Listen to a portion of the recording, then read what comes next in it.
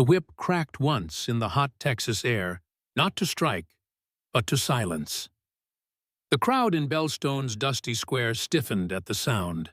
It was Market Day, 1878, a time when the wounds of the Civil War still festered beneath the thin scabs of reconciliation. Clara flinched anyway. She stood on the wooden platform outside the saloon, 12 years old, but looking younger in her dirt-stained dress that hung in tatters from her thin frame. Her bare feet were caked with dust, her dark curls matted against her scalp. But it was her eyes that drew attention, deep brown wide and holding more sorrow than any child's should. "Last one of the day," called Harlan Coyle, his voice carrying across the square. His Confederate captain's badge, tarnished but still visible on his worn coat, caught the afternoon sun. The long scar that ran from his left ear down his neck, a souvenir from Gettysburg, pulled tight as he smiled. "Strong for her size, knows her place, won't cause trouble." The crowd shifted uncomfortably. Cowboys adjusted their hats lower, merchants suddenly found interest in their ledgers, and the few women present turned away. Not because they didn't care, but because they knew better.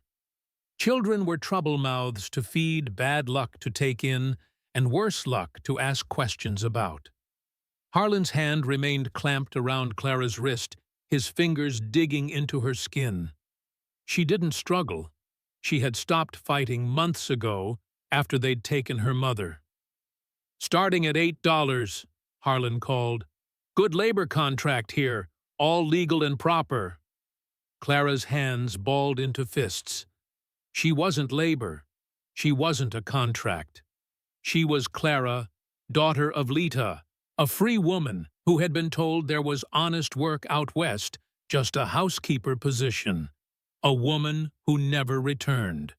The silence stretched uncomfortably across the square. No one stepped forward. No one met Clara's eyes. $6 then, Harlan muttered, his smile slipping. "She ain't sick." Still silence, broken only by the distant whinny of horses and the creak of a windmill on the edge of town. Clara felt something twist in her stomach. Not hope. Hope had been beaten out of her. It was something else, something cold and terrible. If no one wanted her, what would Harlan do? Then boots echoed across the packed dirt. Slow, deliberate, heavy. The crowd parted for a tall figure making his way toward the platform. The man's presence commanded attention not just in height, but in bearing. His dark blue coat, faded from years of sun and wear, marked him immediately as former Union. His broad shoulders carried the weight of authority, and the wide-brimmed hat pulled low couldn't hide the jagged scar that ran through his right eyebrow down to his cheekbone. Major Thatcher Reed had come to town. The whispers started immediately. "That's the one-armed Union man from that homestead north of Cross Creek. Lost his arm at Antietam, they say. Sorcha calls his plod his freedom's edge, if you can believe it." Thatcher stopped at the foot of the platform. He didn't look at Harlan. He didn't look at the crowd. He looked directly at Clara and frowned. "What's her name?" he asked, voice quiet but cutting. Harlan blinked, thrown off his rhythm. "Don't matter, she don't talk much." Thatcher's eyes narrowed slightly. "I asked her name." Harlan's grip on Clara's wrist tightened. "You want her, or not, Reed? I got other interested parties." Clara held Thatcher's gaze for a breath, then another. There was something in his eyes that wasn't in the others who had looked at her before. Not pity, not cruelty, but something else. Something like recognition. "How much?" Thatcher asked. Harlan named a price too high for a child, meant to scare off buyers who might ask questions. Thatcher didn't blink. He reached into his coat with his left hand, his only hand, and produced a small leather pouch. He dropped it on the platform step without looking down. "Come on," he said to Clara, his voice neither gentle nor harsh, just matter-of-fact. Clara didn't move. She had learned the hard way that orders could be traps. Harlan moved to shove her forward. "Go on, girl." Thatcher stepped between them so fast the dust didn't have time to settle. "She walks on her own," he said, his voice dropping lower. "Or there's no deal." Harlan's eyes flicked to Thatcher's empty right sleeve, then to the holstered Remington at his hip. He released Clara's wrist. Clara hesitated only a moment before her legs carried her down the steps. She landed beside Thatcher, unsteady but upright. "Your name?" he asked quieter, now that the transaction was complete. Her lips parted. She hadn't said it aloud in so long. "Clara," she whispered the word rough from disuse. He nodded once, then turned. Clara followed, feeling the crowd's eyes on her back as they walked away from the platform. No one spoke. No one intervened.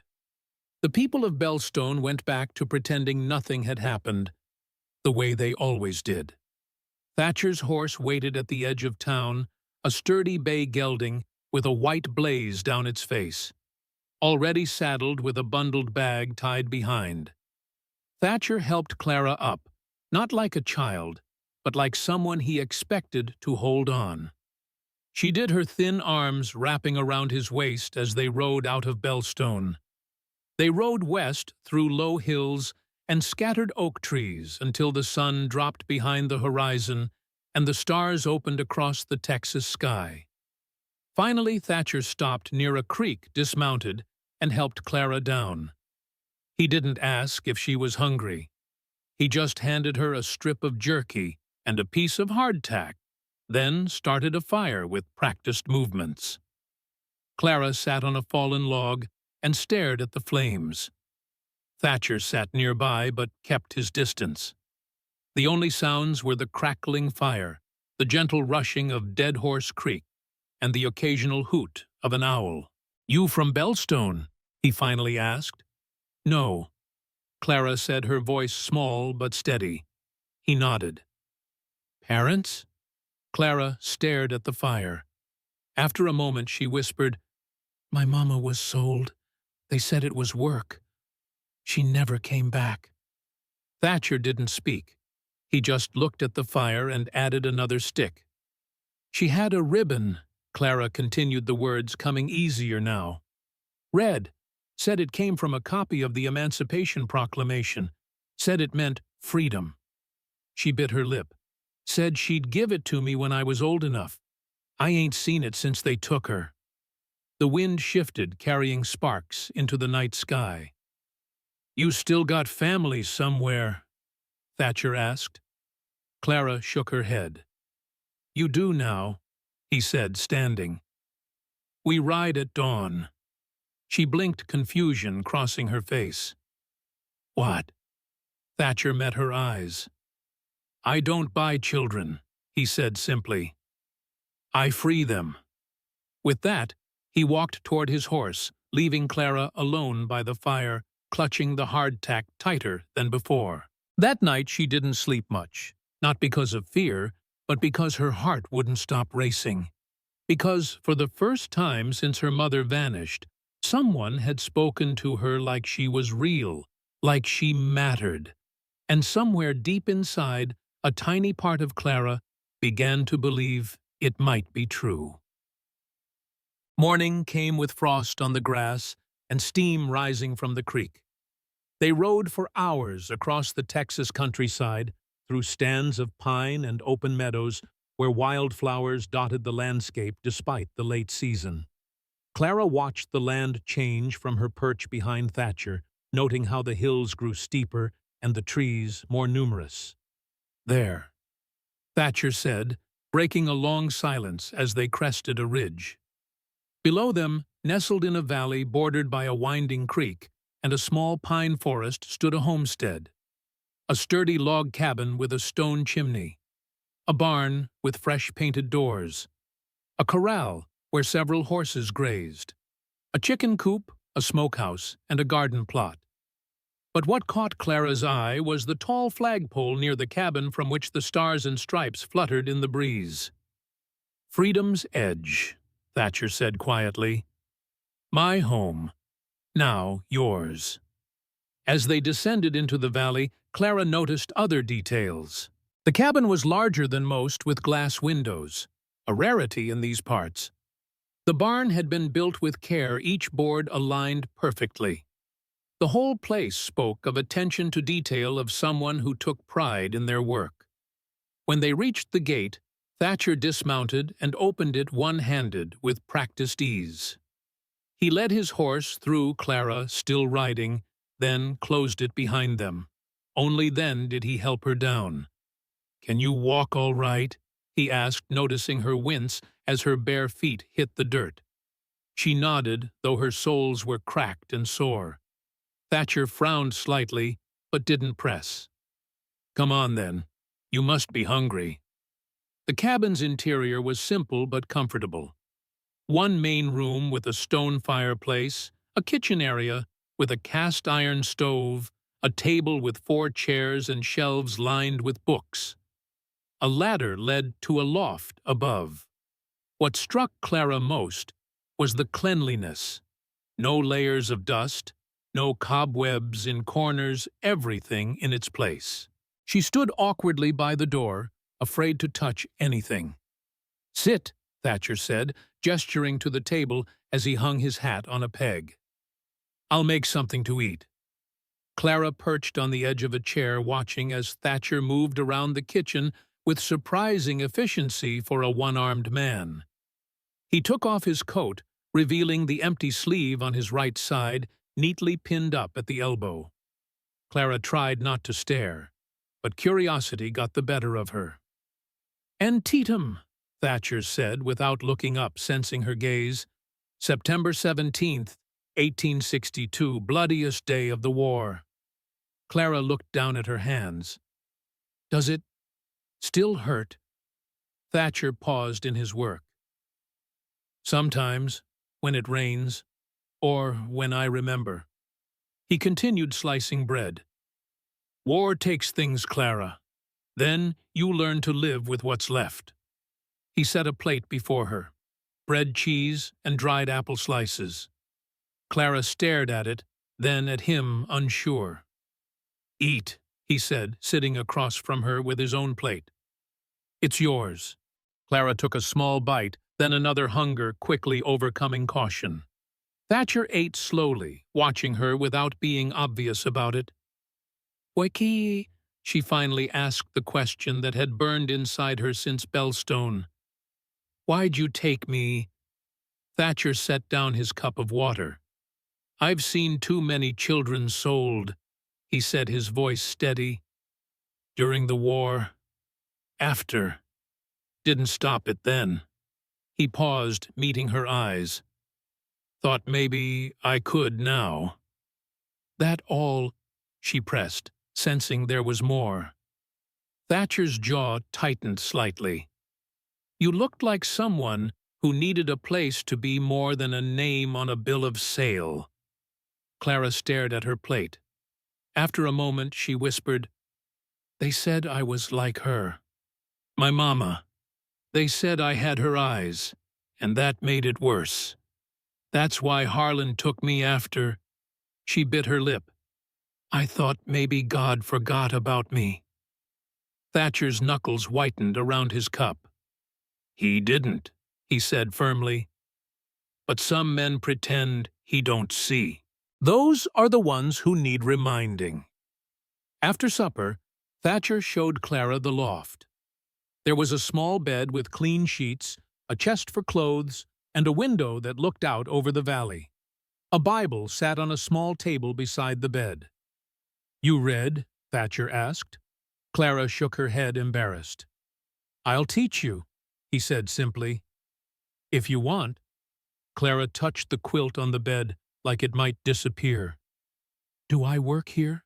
she asked quietly, "like a hand?" Thatcher hesitated. "No." "Then what am I?" He didn't blink. "You're Clara Reed," he said. "That's enough."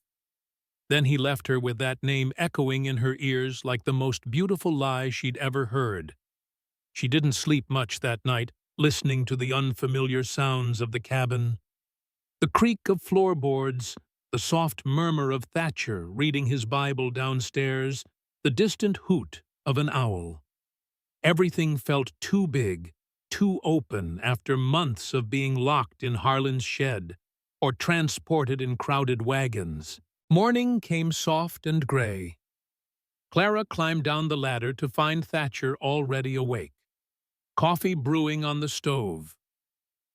"Sleep well?" he asked. Clara nodded, though it wasn't entirely true. "Eat," he said, gesturing to a plate of cornbread and honey. "Then we start." "Start what?" "Learning," Thatcher said. "Reading, writing, this place." He looked at her steadily. "Unless you'd rather not." Clara sat at the table. "When will you send me away?"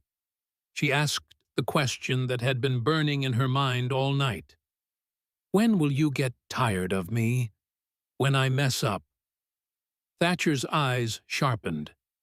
"You will mess up," he said. "So will I. That's life.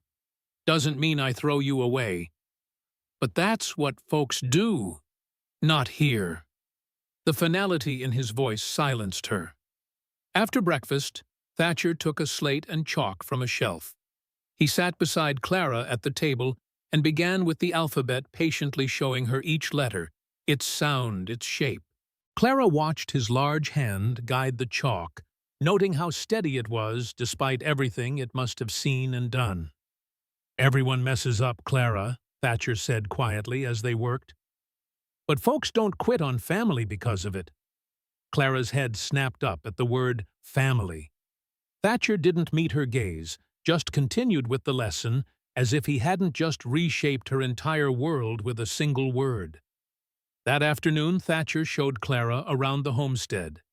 The barn housed 2 horses, besides his gelding Valor, a milk cow Bessie, and a goat with twin kids. The chicken coop held a dozen hens and 1 rooster. The smokehouse was half full with preserved meat. The garden, though late in the season, still produced squash beans and hardy greens. "Winter's coming," Thatcher explained as they walked the property line. "We'll need to prepare. Chop wood, preserve food, mend clothes."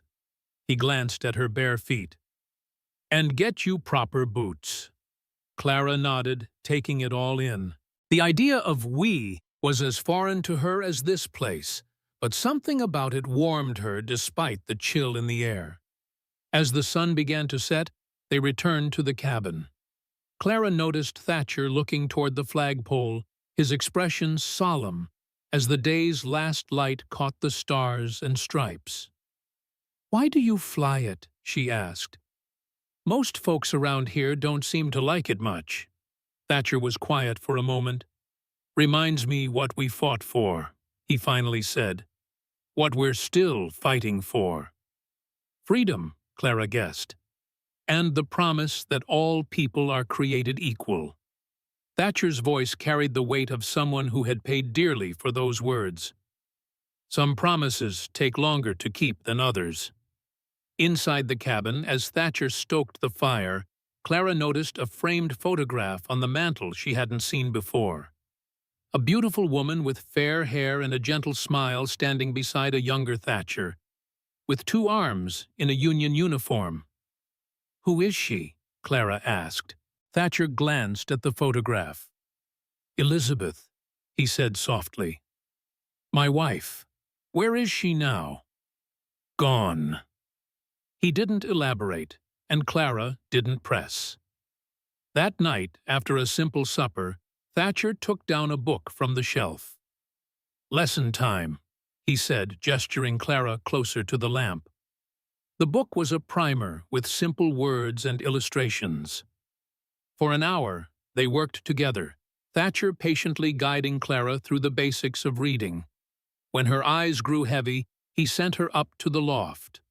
Clara climbed the ladder, pausing at the top to look down at Thatcher, who had returned to his Bible. "Mr. Reed," she called softly. He looked up. "Thank you," she said the words, feeling insufficient for everything that had happened since yesterday. Thatcher nodded once. "Good night, Clara." For the first time in months, Clara slept without fear. In the days that followed, a routine emerged. Mornings began with chores, feeding animals, collecting eggs, fetching water. Then came lessons, reading writing numbers. Afternoons were for work around the homestead, gardening, mending, preserving food for winter. Evenings were for more lessons, and sometimes stories. Thatcher reading from his Bible or occasionally from other books. Tales of history and courage that Clara soaked up like parched earth in rain. Thatcher was neither harsh nor overly gentle. He had expectations and made them clear, but his patience seemed limitless when it came to teaching. He never raised his voice, never threatened, never made Clara feel small for not knowing things. A week after her arrival, Thatcher presented her with a pair of boots. Sturdy leather clearly made for a child larger than she was, but stuffed with rags to fit. Clara stared at them in disbelief. "Try them," Thatcher said. Clara slipped them on the first proper shoes she'd had since being taken from her mother. They were heavy and stiff, but the feeling of protection around her feet nearly brought tears to her eyes. "Thank you," she whispered.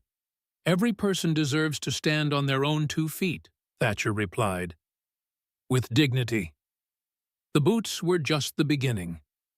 In the following days came other necessities, clean clothes sewn from fabric. Thatcher had stored a warm coat as the weather turned colder, a small comb for her hair. Each item given matter-of-factly without ceremony, but each one another step toward restoring what had been taken from her, her humanity. As October turned to November, Clara began to believe that perhaps this strange new life might last. She grew stronger, the regular meals filling out her thin frame. She learned quickly, pride blooming in her chest, the first time she read a full page on her own. She even began to smile sometimes, usually when Thatcher wasn't looking. But peace never lasts long on the frontier. It was a crisp November morning when Thatcher announced they needed supplies from town. Not Bellstone, but Cross Creek, a larger settlement, a half-day's ride south. "I'm coming with you," Clara asked, surprised. "You're part of this household," Thatcher said simply. Time folks knew it. They rode double on Valor Clara, now comfortable behind Thatcher, her new boots fitted in the stirrups he'd adjusted for her. The journey passed mostly in silence, Thatcher occasionally pointing out landmarks or wildlife. Cross Creek proved to be larger than Bellstone, with proper streets, a church steeple, and even a small schoolhouse. But as they rode down the main street, Clara felt the stares, suspicious, judgmental, hostile. A white man with a colored girl riding his horse drew attention, and not the good kind. "Keep your head up," Thatcher murmured as they dismounted in front of the general store. "You've done nothing wrong." Inside the store, the whispers followed them. Clara caught fragments. "That Union man from up north. Taking in coloreds now. Heard he's one of them Reconstruction supporters." Thatcher ignored them all efficiently, gathering supplies. Flour, coffee, sugar, ammunition, lamp oil. Clara stayed close, trying to follow his example of dignity under scrutiny.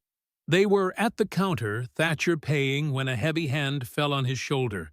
"Well, if it ain't Major Reed, gracing our humble establishment."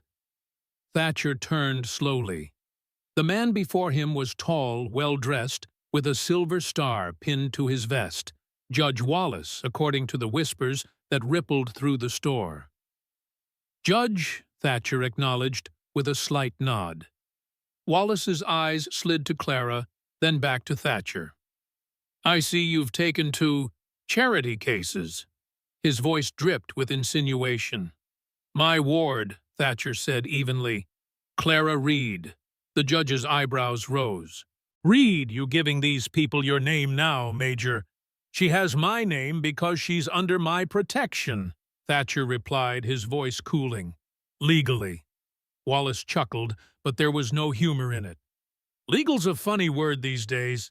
Shifting like sand. He leaned closer. Harlan Coyle was in town yesterday. Mentioned a girl gone missing from Bellstone. Described her real particular like. Clara felt her heart stop. Thatcher's hand moved slightly, positioning himself between her and the judge. Nothing missing about it, Thatcher said. I have the adoption papers signed by Circuit Judge Federale in San Antonio. Would you care to see them? Wallace's smile faltered slightly. That won't be necessary, for now. He straightened. But Harlan Coyle has powerful friends, Major, and legal documents have been known to disappear in these troubled times.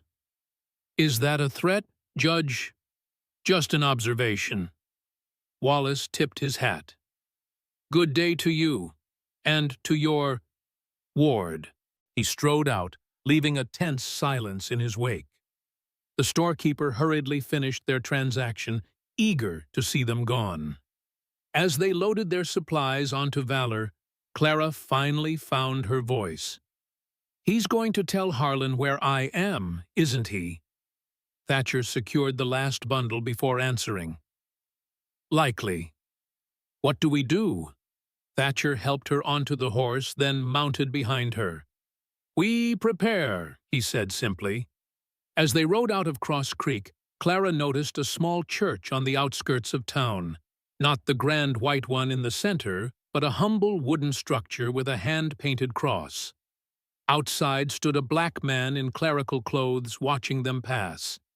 He nodded slightly to Thatcher, who returned the gesture. Who was that? Clara asked. Reverend Abernathy, Thatcher replied. A good man in a town of few. They were halfway home when Thatcher suddenly reined in Valor, his posture alert. Riders, he said quietly, nodding toward the trees ahead. Clara saw them a moment later, 3 men on horseback, waiting where the road narrowed between 2 hills. Trouble? She whispered. Maybe. Thatcher's hand moved to his saddlebag, where Clara knew he kept his revolver. Hold tight to the saddle horn. If anything happens, you take Valor and ride hard for home. He knows the way. Before Clara could protest, the riders moved into the road, blocking their path. The leader, a scruffy man with a red bandana, raised his hand. That's far enough, friend. Thatcher stopped Valor a safe distance away. Something I can help you with. The man smiled, showing tobacco-stained teeth. Might be. Depends on who you are. Just a man heading home with supplies. And the girl? The man's eyes fixed on Clara. My ward, Thatcher said, his voice hardening slightly. The 3 men exchanged glances. Funny thing, the leader said. We heard tell of a man matching your description. Union coat, missing arm. Carrying off property belonging to Captain Coyle. Children aren't property, Thatcher said evenly. Not anymore. The leader's smile vanished. Law says different in these parts, mister. Federal law says otherwise, Thatcher countered. And I'm happy to discuss it with the federal marshals who patrol this territory. A tense silence followed. Clara could feel Thatcher's muscles tighten behind her, ready for whatever might come. Finally, the leader spat into the dirt. You best watch yourself, Union man. Some folks round here don't take kindly to carpetbaggers telling us how to live. I'm not telling anyone how to live, Thatcher replied. Just how not to make others live. With a nod to his companions, the leader moved his horse aside. This ain't over. Rarely is, Thatcher agreed, urging Valor forward. They rode past slowly, Thatcher keeping himself between Clara and the men. No one spoke, but Clara could feel the hostility radiating from them like heat from a fire. Once safely past, Thatcher picked up the pace, putting distance between them and the encounter. "Who were they?" Clara asked when they were out of earshot. "Coil's men," Thatcher replied grimly. "Or hired by him. Will they come to the homestead?" Thatcher was quiet for a moment. "Not today," he finally said, "but soon enough." When they crested the final ridge before Freedom's Edge, the sight of the cabin and the flag flying above it brought an unexpected lump to Clara's throat. In just a few weeks, this place had become more home to her than anywhere since she'd been with her mother. "Will we have to leave?" she asked, her voice small. Thatcher's arm tightened slightly around her. "No," he said firmly. "This is our home. We defend it." That night after supper, Thatcher brought out a wooden box Clara had never seen before. He placed it on the table and opened it carefully. Inside lay a revolver smaller than his Remington. "Time you learned," he said. Clara stared at the weapon. "To shoot, to defend yourself, to defend your home." Thatcher's eyes were serious. "I hope you never need to, but hope isn't a strategy." He spent the next hour teaching her the basics: how to hold it, how to check if it was loaded, how to aim. He didn't let her fire it yet. That's for daylight away from the cabin, but made her practice handling it until her movements were sure. Before sending her to bed, Thatcher asked a question he'd never asked before. "Do you pray, Clara?" She hesitated. "Mama taught me how, but I—" She looked down. "I stopped. After they took her." Thatcher nodded, understanding. "Might be a good time to start again," he said quietly. "Not because God needs to hear it, because you do." That night, for the first time in a long time, Clara prayed. Not the formal prayers her mother had taught her, but simple words from her heart. For protection. For courage. For this fragile new life to somehow survive the storm she felt gathering on the horizon. The next morning, Clara woke to the sound of hammering. Looking out her loft window, she saw Thatcher reinforcing the barn door with additional planks. After breakfast, he showed her hiding places within the cabin and barn, emergency supplies hidden beneath floorboards and escape routes through the woods. "Are they coming today?" she asked, fear knotting her stomach. "No," Thatcher said. "But preparation isn't panic. It's prudence."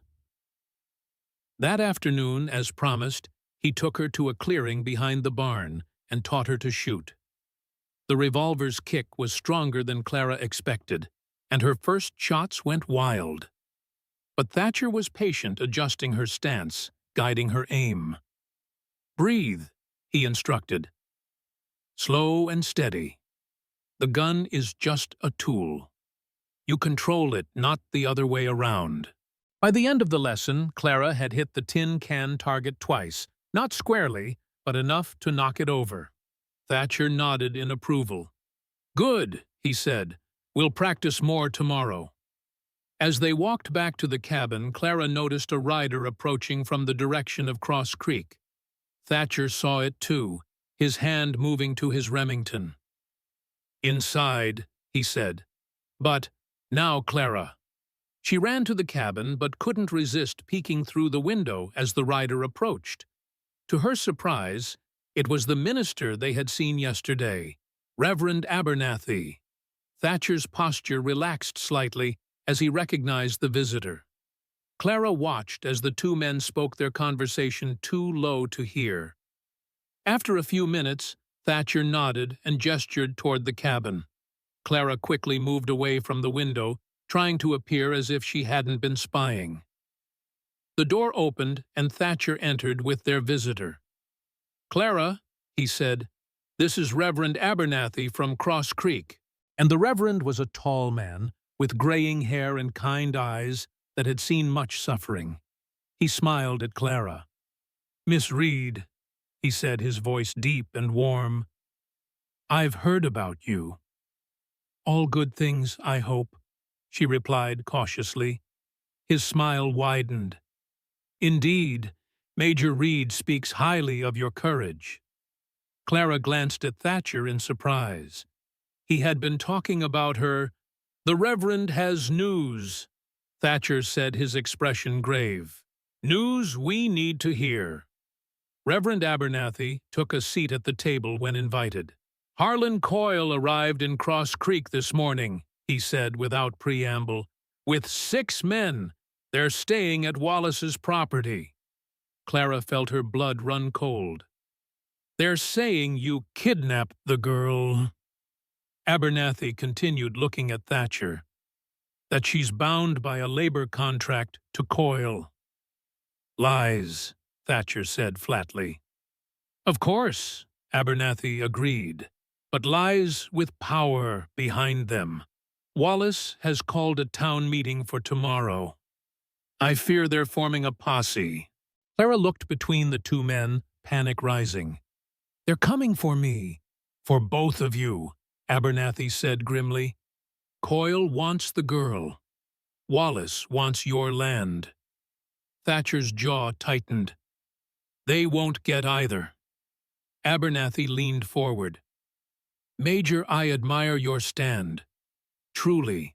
But you're one man wounded from war against many. You must consider— I have considered, Thatcher interrupted, every day since Antietam, every day since I saw men die for the promise of freedom. He looked at Clara. Some promises are worth defending. The Reverend sighed. I thought you might say that. He reached into his coat and withdrew an envelope. My wife and I are part of a network. We help people, especially children, escape those who would claim them. Clara's eyes widened. She had heard whispers of such things, an underground railroad that hadn't ended with the war. There's a place in Kansas, Abernathy continued, a community for freedmen and their families. We could get Clara there safely. No, Clara exclaimed, surprising herself with her vehemence. I won't run. Not again. Thatcher looked at her thoughtfully. Clara, this is my home now, she insisted, tears threatening. You said so. You said we defend it. A long silence filled the cabin. Finally, Thatcher nodded. We defend it, he agreed. Abernathy looked between them, concern etched on his face. At least let me send word to some friends, former soldiers who believe as you do. They might— No, Thatcher said firmly. I won't bring others into my fight. It's not just your fight anymore, Abernathy pointed out, glancing at Clara. All the more reason to stand, Thatcher replied.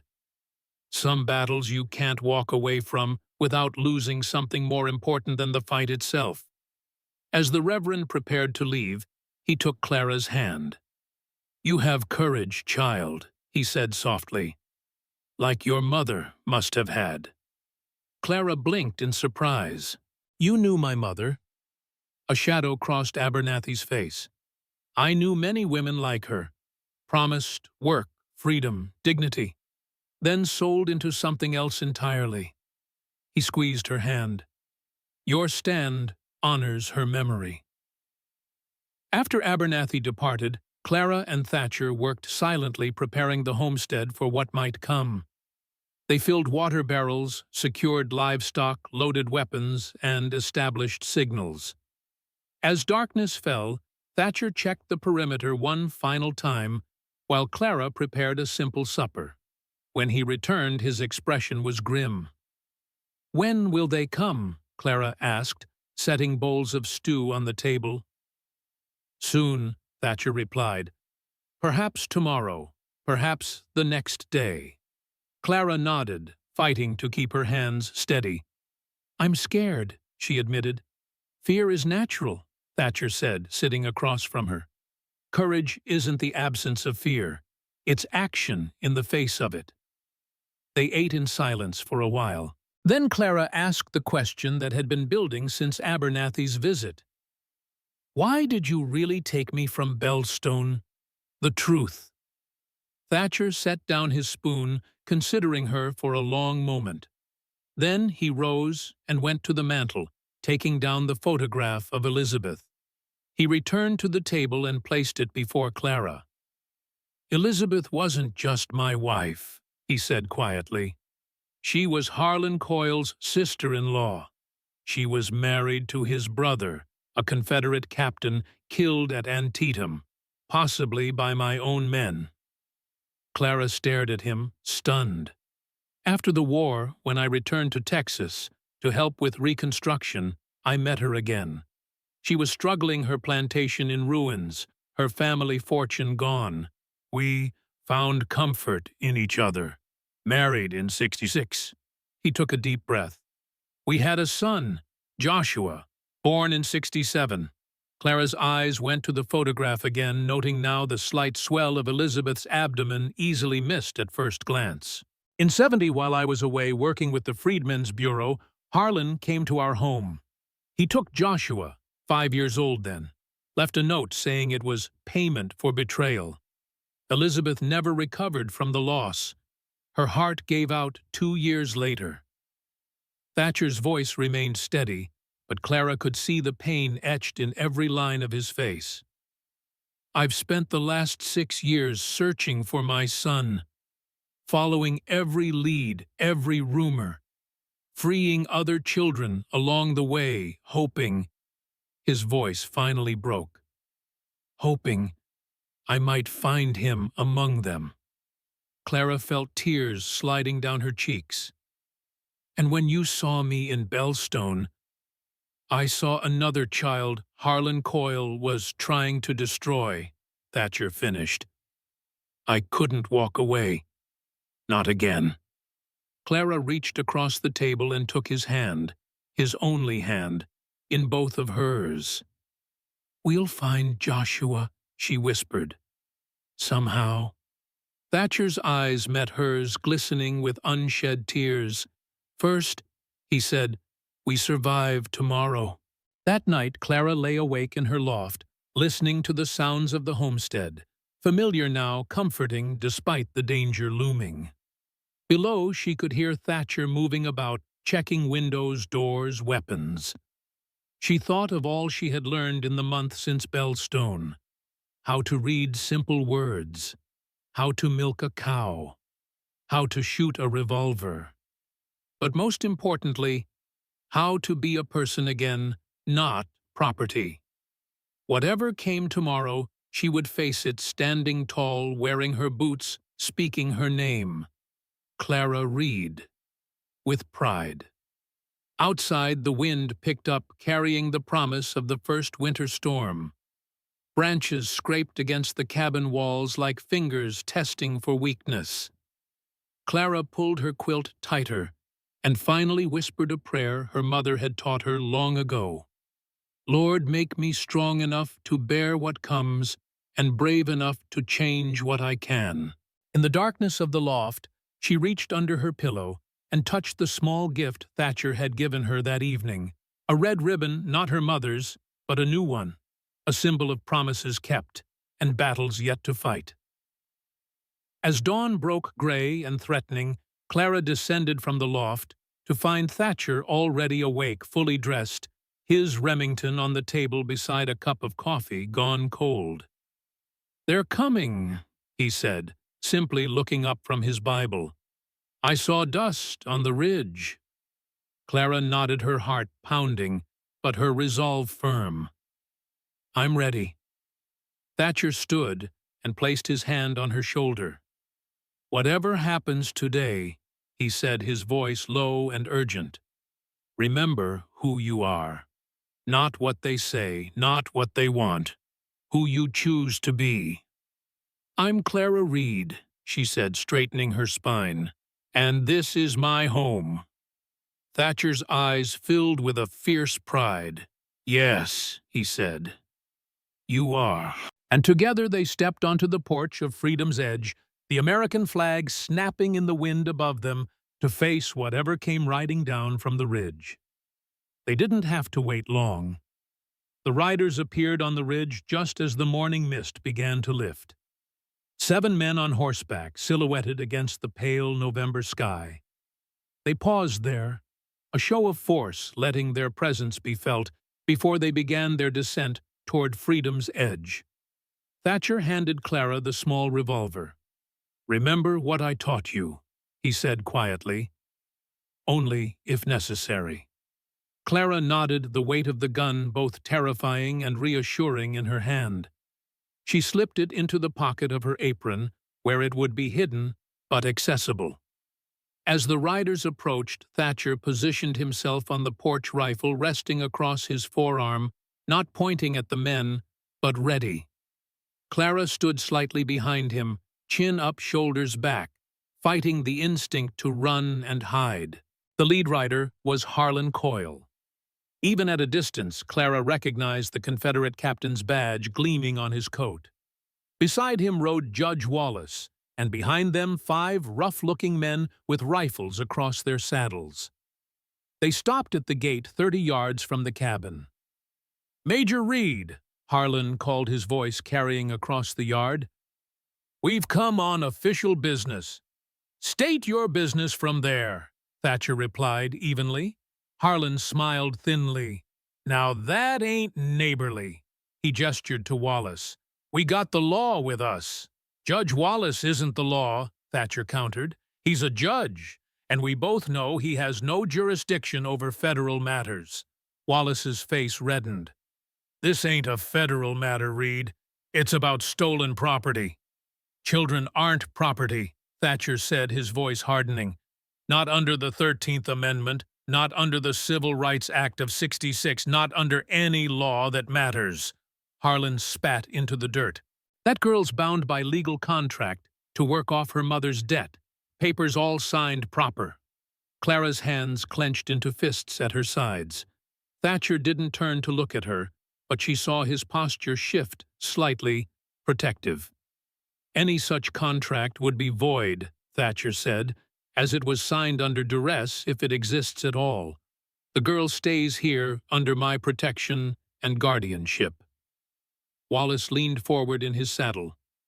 "We can do this easy or hard, Major. Your choice."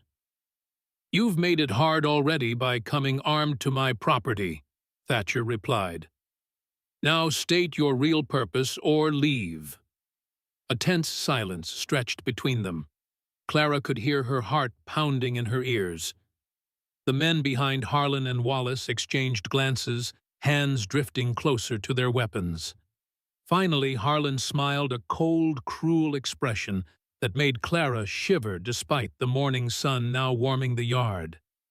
"You always were self-righteous, Reed," he said. "Even when you stole my brother's wife." Thatcher's jaw tightened, but he didn't respond to the bait. "Elizabeth was too good for a Yankee cripple." Harlan continued, his voice dripping with venom. "She died of shame, not heartbreak." Clara saw Thatcher's knuckles whiten around his rifle, but still he held his tongue. "And now you're collecting colored strays," Harlan sneered. "Trying to replace the boy you lost, the boy you couldn't protect." That struck home. Thatcher's body tensed like a bowstring. "Enough," he said, voice dangerously quiet. "You've said your piece. Now get off my land." Wallace intervened, his tone falsely conciliatory. "Major, we're just here to execute the law. The girl has a valid labor contract. Hand her over, and we'll be on our way." "Show me this contract," Thatcher challenged. Wallace reached into his coat and produced a folded document. "Right here, all legal and proper." "Bring it to the porch," Thatcher said. "Just you, Judge, unarmed." Wallace hesitated, then nodded. He dismounted, making a show of leaving his revolver with his horse. As he approached the porch, Clara stepped closer to Thatcher, fear and defiance warring within her. Wallace climbed the steps and held out the paper. Thatcher took it with his left hand, his rifle still ready in the crook of his arm. He glanced at the document, then handed it to Clara. "Can you read it?" he asked quietly. Clara looked down at the paper, focusing on the words as Thatcher had taught her. She recognized her name and her mother's. Then dates, numbers, signatures, including one purporting to be her mother's, though Clara knew Lita would never have signed such a thing willingly. "It says," she began, her voice shaking slightly. "It says I'm bound to work for 7 years to pay off a debt of $90.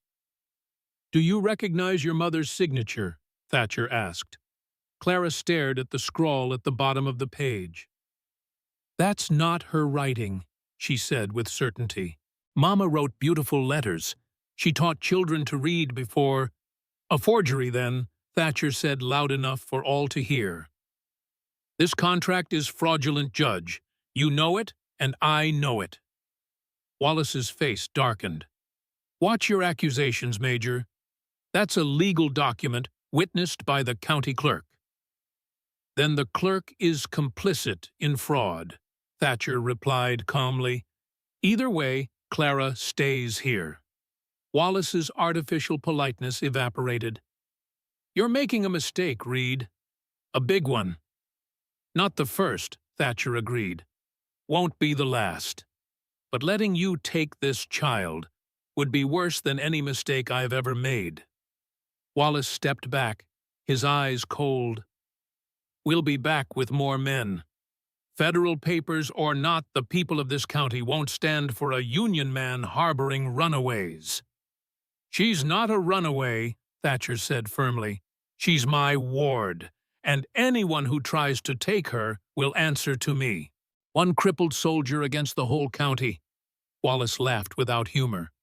"Those are poor odds, Major." "I've faced worse," Thatcher replied quietly. Wallace turned and descended the steps. As he walked back to his horse, Harlan caught Clara's eye and smiled a smile that promised retribution. She met his gaze steadily, refusing to show fear. When Wallace remounted, Harlan addressed Thatcher once more. "One day, Reed. You've got 1 day to reconsider. Then we come back, and we won't be knocking polite-like." With that, he wheeled his horse around and led the group back up the ridge. Only when they had disappeared from sight did Thatcher lower his rifle. "Are they really coming back tomorrow?" Clara asked, her voice small. "Yes," Thatcher said grimly, "with more men." "What do we do?" Thatcher turned to face her, his expression resolute. "We prepare, and we send for help." Throughout the day, they worked to fortify the homestead. Thatcher moved the livestock into the barn, barricaded windows, positioned water barrels strategically in case of fire, and taught Clara where to hide if the worst happened. In the afternoon, Thatcher wrote 2 letters. The first, he explained, was to the federal marshal in San Antonio, detailing the situation and requesting assistance. The second was to Reverend Abernathy, asking him to spread word to trustworthy veterans in the area. "Will they come in time?" Clara asked as Thatcher sealed the envelopes. "The marshal won't," he admitted. "Too far. But Abernathy might find a few good men willing to stand with us." He handed the letters to Clara. "I need you to take these to the Crossroads Oak. There's a hollow in the trunk on the north side. Put them there. Abernathy's son checks it daily." Clara's eyes widened. "You want me to go alone?" "It's safer than staying here right now," Thatcher said. "If they're watching the homestead, they'll be watching me not looking for a girl on a pony." He took her to the corral and introduced her to a small, dun-colored pony she hadn't worked with before. "This is Scout," he said, saddling the animal with practiced movements. "He knows the trails better than any human. Trust him if you get confused." Clara nodded, swallowing her fear. As Thatcher helped her mount, he pressed something into her hand, a small compass. "North is that way," he said, pointing. "The crossroads is 2 miles. Follow the creek, then head east at the lightning-struck pine. You'll see the big oak standing alone. Can't miss it." What if someone stops me? You're just a girl exercising her pony, Thatcher said. But if there's trouble, he patted the pocket where she kept the revolver. Clara nodded, straightening in the saddle. I'll be back before dark. I know you will, Thatcher said with a confidence that bolstered her own. As Clara rode out following the creek that bordered Freedom's edge, she felt exposed and vulnerable. Every rustle in the undergrowth, every bird call made her start. But Scout moved steadily, his ears alert but not alarmed. The landscape was beautiful despite her fear, golden autumn light filtering through the trees, the gentle burble of the creek squirrels darting among fallen leaves. Clara found herself thinking of her mother, who had loved the outdoors, and taught Clara the names of plants and birds when she was small. I'm being brave, Mama, she whispered, like you taught me. She found the lightning-struck pine without difficulty, its split trunk reaching toward the sky like a gnarled hand. Turning east as instructed, she soon spotted the massive oak standing alone in a small clearing. The crossroads oak, just as Thatcher had described. Clara dismounted carefully tied Scout to a low branch and approached the tree. The hollow was exactly where Thatcher had said a perfect natural mailbox, hidden from casual observation. She deposited the letters inside, then remounted quickly, eager to return to Freedom's edge. She was halfway back when Scout suddenly stopped, ears pricked forward. Clara tensed, scanning the trail ahead. There, where the path narrowed between two rocky outcroppings, stood a man, one of the riders who had accompanied Harlan and Wallace that morning. Clara's hand moved to her pocket, feeling the reassuring shape of the revolver. But before she could decide whether to flee or continue forward, a voice called from behind her. Hold there, girl. She turned to see another man emerging from the trees, rifle in hand. Trapped. Well, well, said the man on the trail approaching slowly. What have we here? Captain Coyle's runaway, out for a pleasure ride. Clara's heart hammered in her chest, but she kept her voice steady. I'm not a runaway. I'm Clara Reed. The men laughed. Reed, is it? Said the one with the rifle. That cripple gave you his name, did he? How touching. What's a little girl doing out here all alone? Asked the first man, now close enough that Clara could smell tobacco and whiskey on his breath. Exercising my pony, she said, just as Thatcher had instructed. Now please let me pass. I don't think so, said the rifleman. Captain Coyle would be mighty pleased if we brought you back to town. Clara's mind raced. 2 grown men against 1 small girl. The odds weren't good, but Thatcher hadn't sent her out unprepared. Mr. Reed knows where I am, she said, playing for time. He'll come looking if I'm late. Let him, sneered the first man. Save us the trouble of going to get him tomorrow. The man reached for Scout's bridle. In that moment, Clara made her decision. She dug her heels into the pony's sides and shouted, Go! Scout lunged forward, nearly trampling the surprised man. The rifleman swore and raised his weapon, but Clara was already leaning low over Scout's neck, making herself as small a target as possible. A shot cracked behind her, but whether it was meant to hit or just frighten it went wide. Scout galloped down the trail, sure-footed despite the speed. Clara clung to his mane heart, thundering as loudly as the pony's hooves. Behind her, she heard shouts and another shot, but distance was already rendering them harmless. They reached Freedom's edge in a lather of sweat and fear. Thatcher was at the gate instantly, rifle ready, face tight with concern.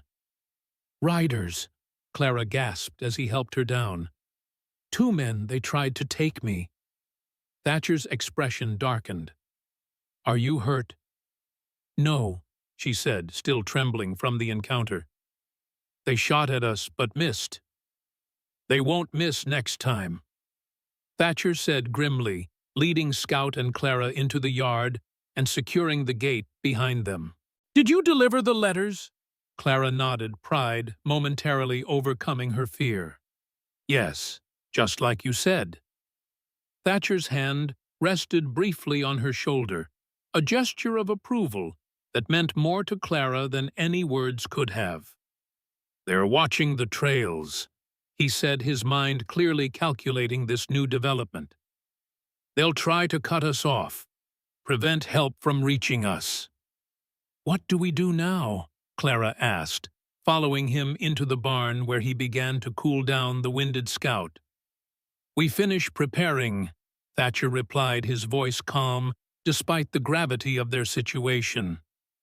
"And we get ready for a long night." As dusk approached, they completed their preparations. Thatcher positioned lanterns strategically around the cabin and barn, some lit, some not, to make it harder for them to know where we are, he explained. He showed Clara a trapdoor beneath the pantry that led to a root cellar. "If things go badly," he said, "you hide here.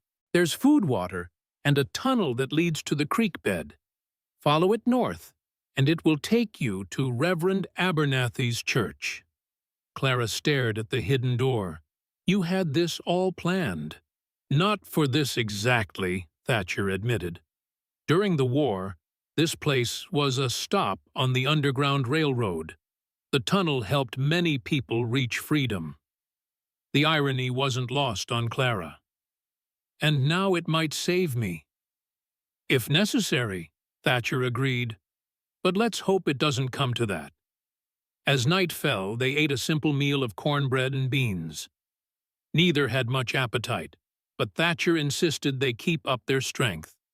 Afterward, he checked all the weapons one final time, while Clara filled water buckets and positioned them near doors and windows. When there was nothing left to do but wait, they sat by the fire.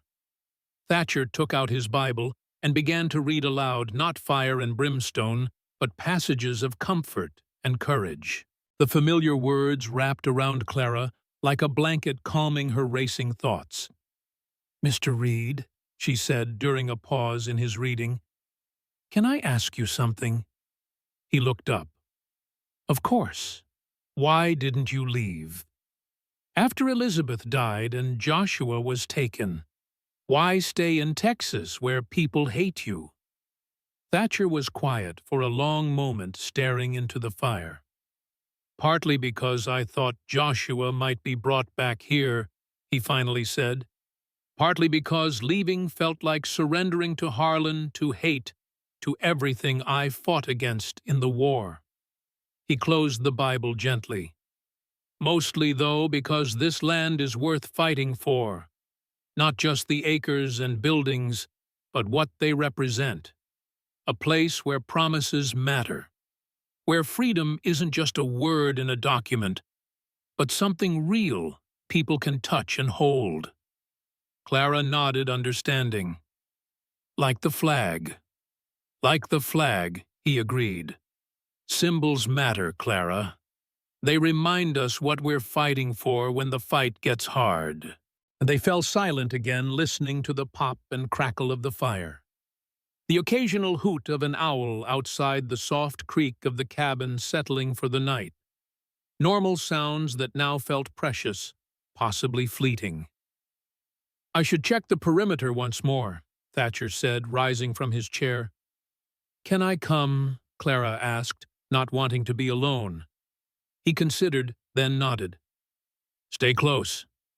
They stepped onto the porch, the night air cold against their faces. The moon was nearly full, casting the homestead in silver light.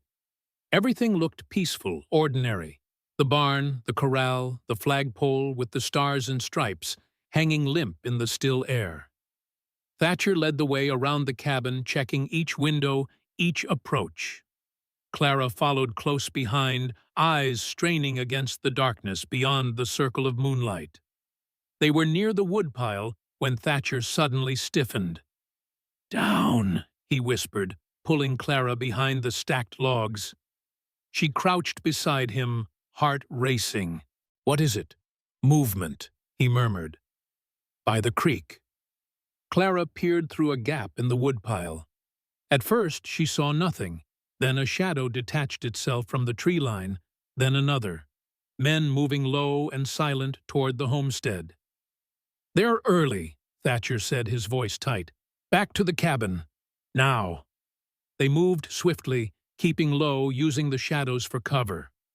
Once inside, Thatcher bolted the door and moved to the window, peering through a gap in the shutters. "How many?" Clara asked, her voice barely audible. "At least 6 that I can see," Thatcher replied grimly. "Probably more. What do they want?" Thatcher's face was hard in the lamplight. "To make an example of both of us." Clara's stomach clenched with fear, but she forced herself to remain calm. "What do? We defend what's ours," Thatcher said, checking his Remington one last time. "Take position by the back window. Watch, don't shoot, unless absolutely necessary. Remember what I taught you." Clara nodded, moving to her assigned post with the small revolver clutched in her hand. Through the gap in the shutters, she could see shadows moving near the barn. Minutes ticked by, tense and silent. Then a voice called out from the darkness. "Reed, we know you're in there. Come out and bring the girl." Harlan Coyle's voice, closer than he'd been that morning, but still safely beyond rifle range. Thatcher didn't respond, just continued to watch through his window. "Last chance, Reed," Harlan called again. "Send out the girl, and maybe you live through this." When silence again met his demand, Harlan's voice hardened. "Your choice, Yankee." A moment later, a flaming arrow arced through the night sky, landing on the barn roof. Another followed, then another. Within seconds, flames began to lick at the dry wood. "The animals!" Clara gasped, moving toward the door. Thatcher caught her arm. "No, that's what they want to draw us out. But Bessie, the horses, they're in the stone section," Thatcher assured her. "The fire won't reach them quickly. We have time."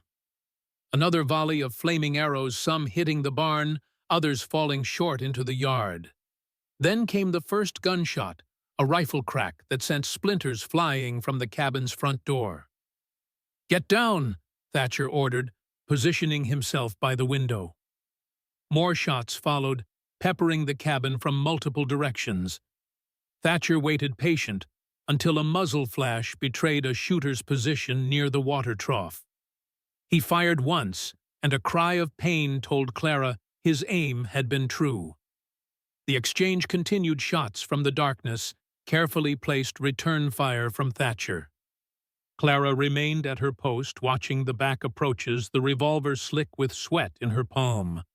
Then she saw it, a shadow detaching itself from the darkness, creeping toward the back door.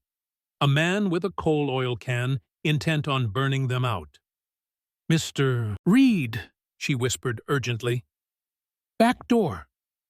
Thatcher was occupied with shooters at the front. "Can you see him clearly?" he asked without turning. "Yes," Clara said, her mouth dry. "Then you know what to do."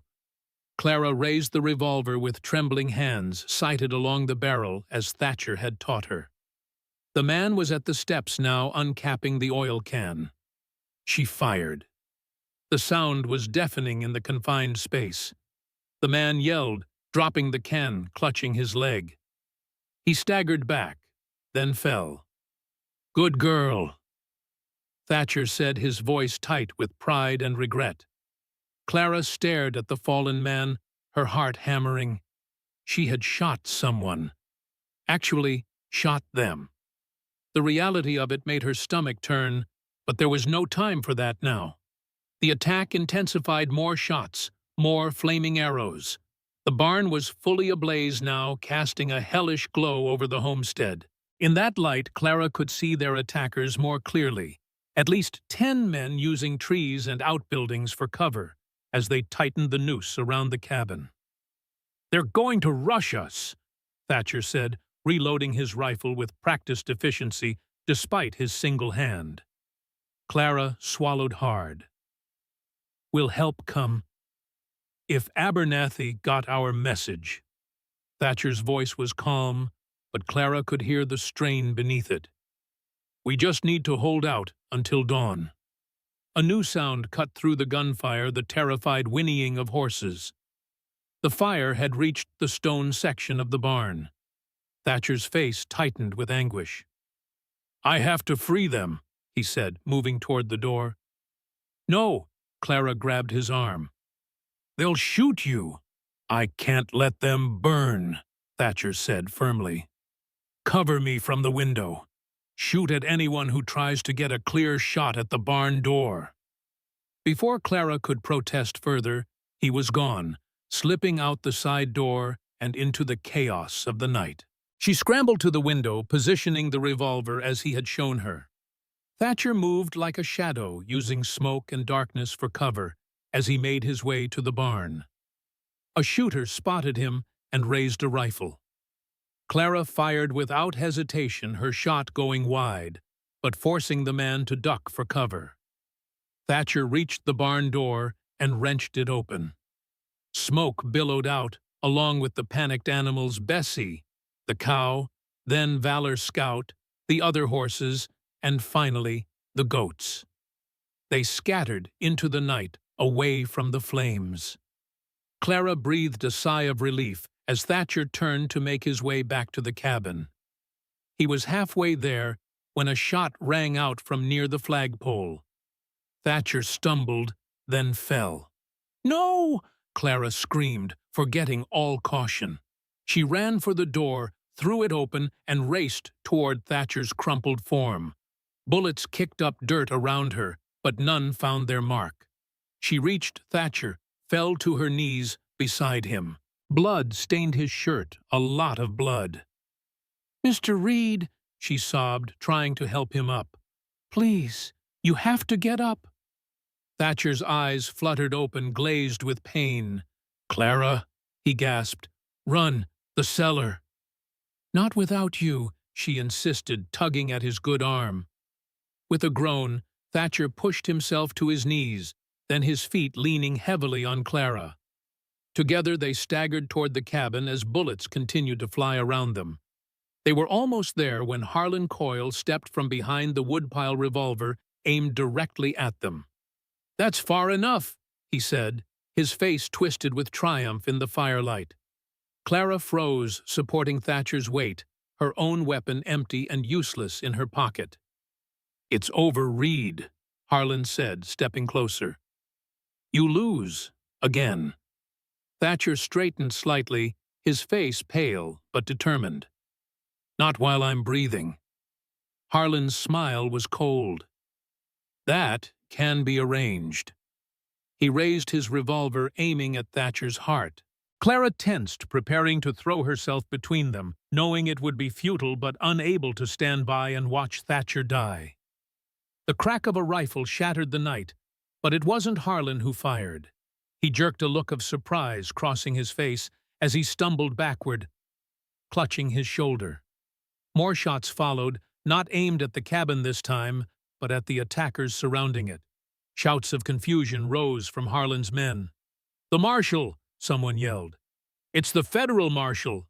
Clara looked toward the ridge and saw them riders, at least a dozen, charging down toward Freedom's Edge.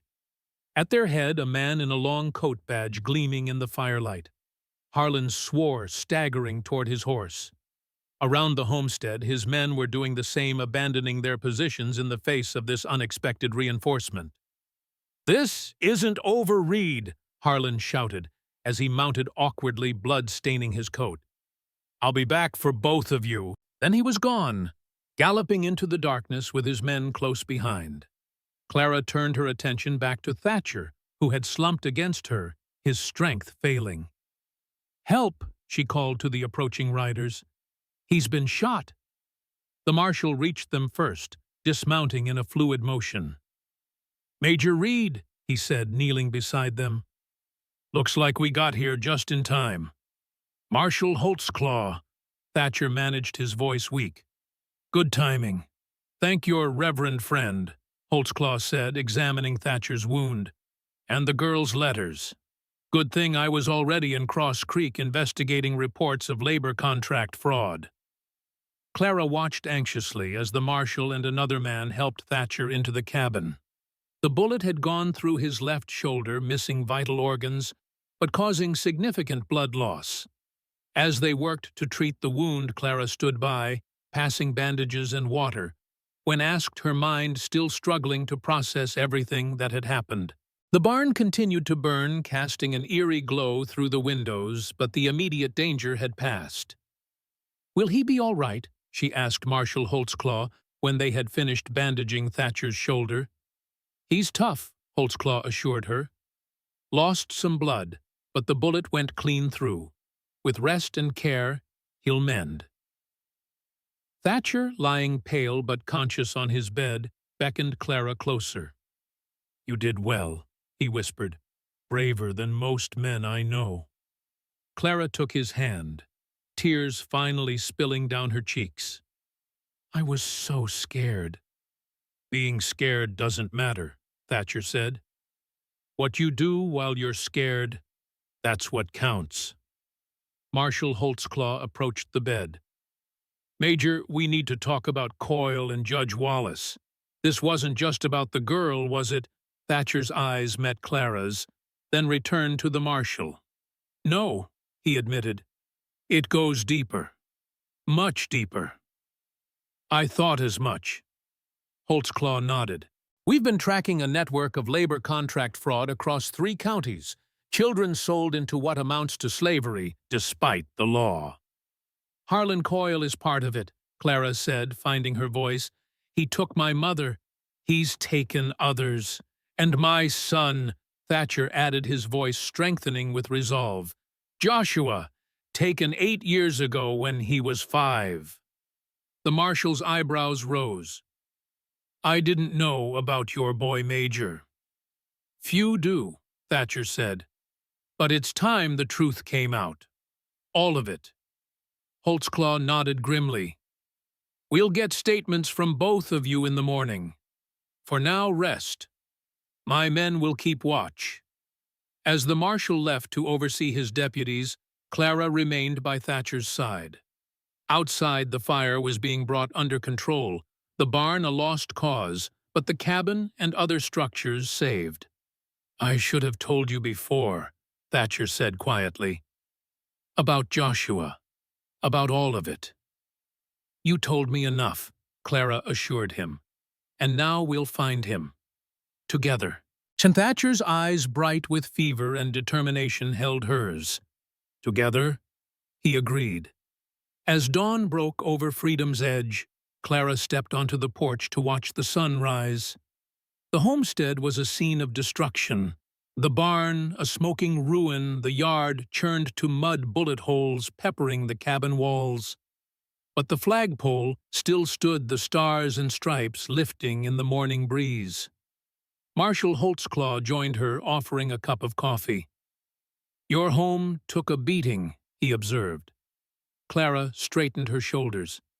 "It's still standing," she said. "Like us." The marshal studied her thoughtfully.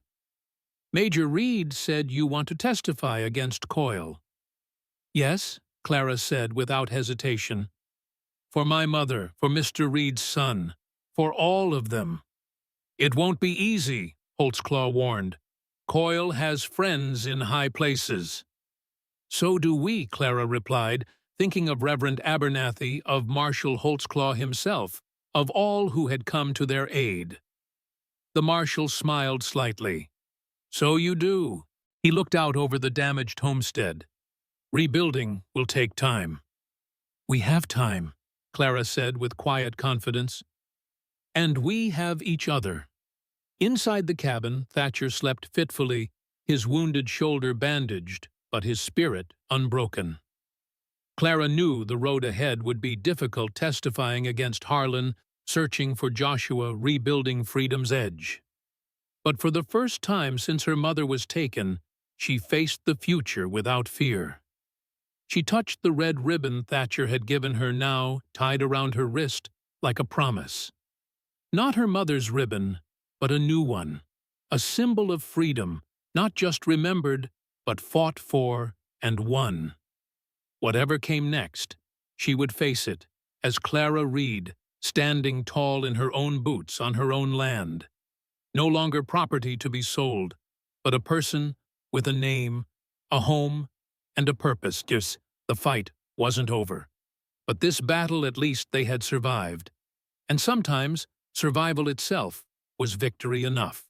3 days passed in a haze of pain and fever for Thatcher Reed.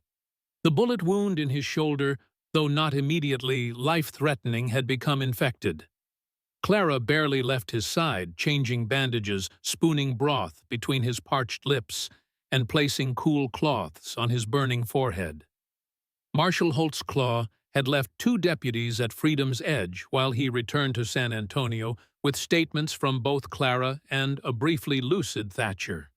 The deputies Jenkins and Morales helped with repairs and kept watch, though there had been no sign of Harlan Coyle or his men since the night of the attack. "He'll be back," Deputy Jenkins warned as he helped Clara patch bullet holes in the cabin walls. "Men like Coyle don't give up easy." "Neither do we," Clara replied, her voice stronger than she felt. On the morning of the 4th day, Clara woke to find Thatcher's fever broken. His eyes were clear for the first time since the shooting, though pain still etched lines around his mouth. "The barn," he said, his first coherent words in days. "Gone," Clara admitted, helping him sip water. "But the animals are safe. Most ran into the woods during the fighting. The deputies helped me round them up yesterday." Relief softened Thatcher's features. "And you're all right." "I'm fine," she assured him. "Marshal Holtzclaw took our statements. He's gone to San Antonio to file charges against Harlan and Judge Wallace." Thatcher's expression darkened. "Charges won't stop them. Not men like that." "The marshal left deputies Jenkins and Morales to help us," Clara said. "And Reverend Abernathy visits every day. He's bringing some men from his congregation to help rebuild the barn." Thatcher struggled to sit up, wincing as the movement pulled at his wound. "We need to be ready. Harlan won't wait for legal proceedings. Not when he's cornered."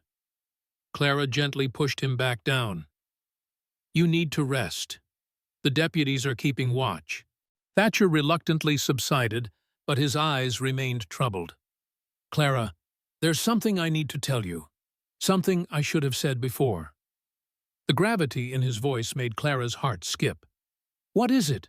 "The box under the floorboards in my room," he said. "Did they find it during the attack?" Clara shook her head. "No, it's still there. I checked." Relief flickered across his face. "Good. Inside that box is everything I've gathered over the years about Harlan's operation, names, dates, locations, and information about Joshua." His voice caught slightly on his son's name. "Including where I believe he was taken." Clara's eyes widened. "Where?" "A plantation called Beaumont in Louisiana," Thatcher said. "Owned by Harlan's cousin. I tracked Joshua there 3 years ago, but by the time I arrived, he'd been moved. At least, that's what they told me." His hand clenched on the blanket. "I never believed it."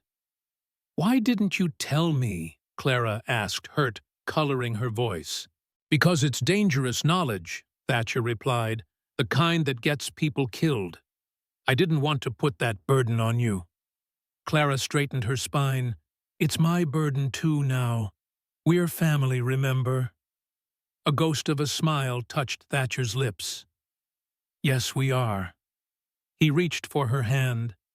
"The documents in that box need to get to Marshal Holtzclaw. If anything happens to me—" "Nothing's going to happen to you," Clara interrupted fiercely. "If anything happens," Thatcher continued steadily, "you take those papers and get them to the marshal. Promise me." Clara swallowed hard. "I promise." Later that day, as Clara fed the animals in their temporary pen behind the cabin, Deputy Morales approached.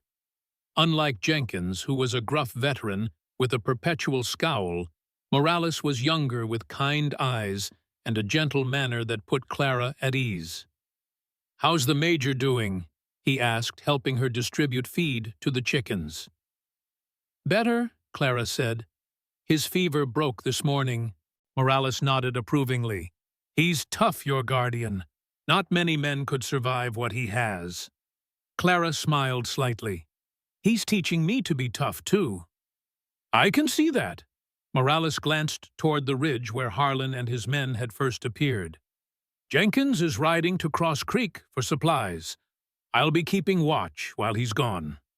Clara followed his gaze, a chill running through her despite the afternoon sun. "Do you think they're out there watching us?" Morales didn't sugarcoat his answer. "Probably. Men like Coyle don't accept defeat easily, especially from a colored girl and a one-armed Yankee." Clara appreciated his honesty. Too many adults tried to shield her from hard truths, as if she hadn't already lived through worse than most could imagine. "Mr. Reed says we need to be ready," she said, "that Harlan won't wait for legal proceedings." Morales nodded grimly. "The Major's right. That's why the Marshal left us here." And he hesitated, then added, "But you should know we can't stay forever. Once the Major's well enough to travel, Marshal Holtzclaw wants you both in San Antonio, where he can protect you properly until the trial." Leave freedom's edge. Clara's stomach twisted at the thought. "But this is our home." "Sometimes protecting what matters means stepping away for a time," Morales said gently, "just until it's safe." Clara didn't respond, but her mind was already turning over possibilities. If they left, would there be anything to come back to? Would Harlan burn what remained of freedom's edge to the ground in their absence? That evening, as Clara prepared a simple supper, a knock at the door made her freeze. Deputy Morales, who had been cleaning his rifle at the table, was instantly alert, motioning for Clara to stay back, as he approached the door, weapon ready. "Who's there?" he called. "Reverend Abernathy," came the familiar voice. "With friends." Morales relaxed slightly, but kept his rifle handy as he opened the door. The Reverend stood on the porch, accompanied by 3 men Clara didn't recognize. "Evening, Deputy," Abernathy said, his deep voice reassuring in the gathering dusk. "We've come to help with repairs, if the offer's still welcome." Morales lowered his rifle and stepped aside. "Always welcome, Reverend, especially with extra hands." Abernathy introduced his companion Samuel, a carpenter, Marcus, a former slave who had served with the Union Army, and Jacob, a young man barely out of his teens who had a talent for working with animals. All were members of Abernathy's congregation and had volunteered to help rebuild Freedom's Edge. "The women of the church send this," Abernathy added, presenting Clara with a basket containing bread preserves and a carefully wrapped apple pie, "and their prayers for Major Reed's recovery." Tears pricked Clara's eyes at this unexpected kindness. "Thank you," she managed. "Would you like to see him?" "He's awake today." Abernathy nodded, following Clara to Thatcher's room, while the other men spoke with Morales about the work needed on the homestead. Thatcher was propped up on pillows, his face still pale but his eyes alert. He smiled weakly when he saw the Reverend. "Abernathy, good to see a friendly face." "You look terrible, Major," Abernathy said frankly, settling into the chair beside the bed. Thatcher's laugh turned into a grimace of pain. "Feel worse, believe me." Clara left them to talk, returning to the kitchen to serve the welcome visitors. As she set out plates and cups, she could hear snatches of the men's conversation plans for rebuilding the barn, reinforcing the cabin, digging a proper well closer to the house. For the first time since the attack, Clara felt a flicker of hope. Perhaps Freedom's Edge could be restored after all. Perhaps they wouldn't have to abandon it. After supper, as the men discussed construction plans, Clara slipped away to check on Thatcher. She found him and Reverend Abernathy deep in serious conversation that ceased abruptly when she entered. "What is it?" she asked, immediately suspicious. "What's wrong?" The two men exchanged glances. Then Thatcher sighed. "Show her," he said to Abernathy. The Reverend reached into his coat and withdrew a folded newspaper. "The San Antonio Gazette," he explained, handing it to Clara. "Yesterday's edition." Clara unfolded the paper, scanning the front page, until her eyes landed on a headline that made her blood run cold. "Federal Marshal murdered in ambush. Holtzclaw found dead near Cross Creek, investigation ongoing." "No," she whispered, sinking onto the edge of Thatcher's bed. "He can't be." "I'm afraid it's true," Abernathy said gently. "Shot from ambush 2 days ago on his way to San Antonio with your statements." "Harlan." Clara said the name like poison on her tongue. "Almost certainly." Thatcher agreed, his voice tight with anger and grief. "Though they'll never prove it." Clara's mind raced. "The deputies, do they know?" "Not yet," Abernathy replied. "News travels slowly out here." "We need to tell them," Clara insisted, rising. "They need to be on guard." Thatcher caught her arm. "Wait, there's more." He looked to Abernathy, who continued gravely. "Judge Wallace has issued warrants for both of you. For Major Reed, it's assault and attempted murder of law officers Harlan's men during the attack. For you, Clara, it's escape from a legal labor contract and theft of property." "That's absurd," Clara protested. "We were defending ourselves, and I'm not property." "Of course it's absurd," Thatcher said. "But with Holtzclaw dead, our statements never reached San Antonio. It's our word against theirs, and in this county their word carries more weight." Clara sank back onto the bed, the full weight of their situation crashing down on her. "What do we do?" Thatcher and Abernathy exchanged another look. "We have to leave," Thatcher said finally. "Tonight, if possible. Abernathy has offered to help us reach San Antonio by a different route where we can speak directly to the federal court." "Leave Freedom's Edge," Clara echoed, just as she had with Morales earlier. "But this is our home." "Home is people, not places," Thatcher said gently. "We'll come back when it's safe, I promise." Clara looked between the two men, seeing the grim resolve in their faces. "What about the deputies? Won't they try to stop us if they know about the warrants?" "That's why we need to move quickly," Abernathy said, "before word reaches them." Clara's mind whirled with the implications. "Where would we go?" "My church first," Abernathy replied. "Then south to San Antonio by wagon. I have friends along the way who will help us." "The Underground Railroad," Clara realized. Abernathy nodded. "Still needed even all these years after emancipation." Clara turned to Thatcher. "Can you travel your wound?" "I'll manage," he said firmly. "I've endured worse." A sudden commotion from the main room interrupted their planning. Deputy Morales's voice raised in alarm, followed by the sound of boots on the porch. Clara rushed to the door, Abernathy close behind. Deputy Jenkins had returned from Cross Creek, his face grim as he burst into the cabin. "We've got trouble," he announced. "Big trouble." "What's happened?" Morales asked, rising from his chair. "Marshal Holtzclaw's been killed," Jenkins said. "Ambushed outside of town, and Judge Wallace has issued warrants for Reed and the girl." Clara and Abernathy exchanged glances. The news had traveled faster than they'd anticipated. "There's more," Jenkins continued, oblivious to their reaction. "Coyle's assembled a posse, 20 men at least, all armed. They're headed this way, should be here by dawn." A heavy silence fell over the room. The Reverend's friends looked uncomfortable, clearly calculating their chances against such overwhelming odds. "You need to go," Clara said to them. "All of you. This isn't your fight."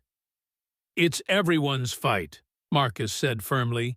his hand instinctively touching the faded Union Army insignia he still wore on his coat.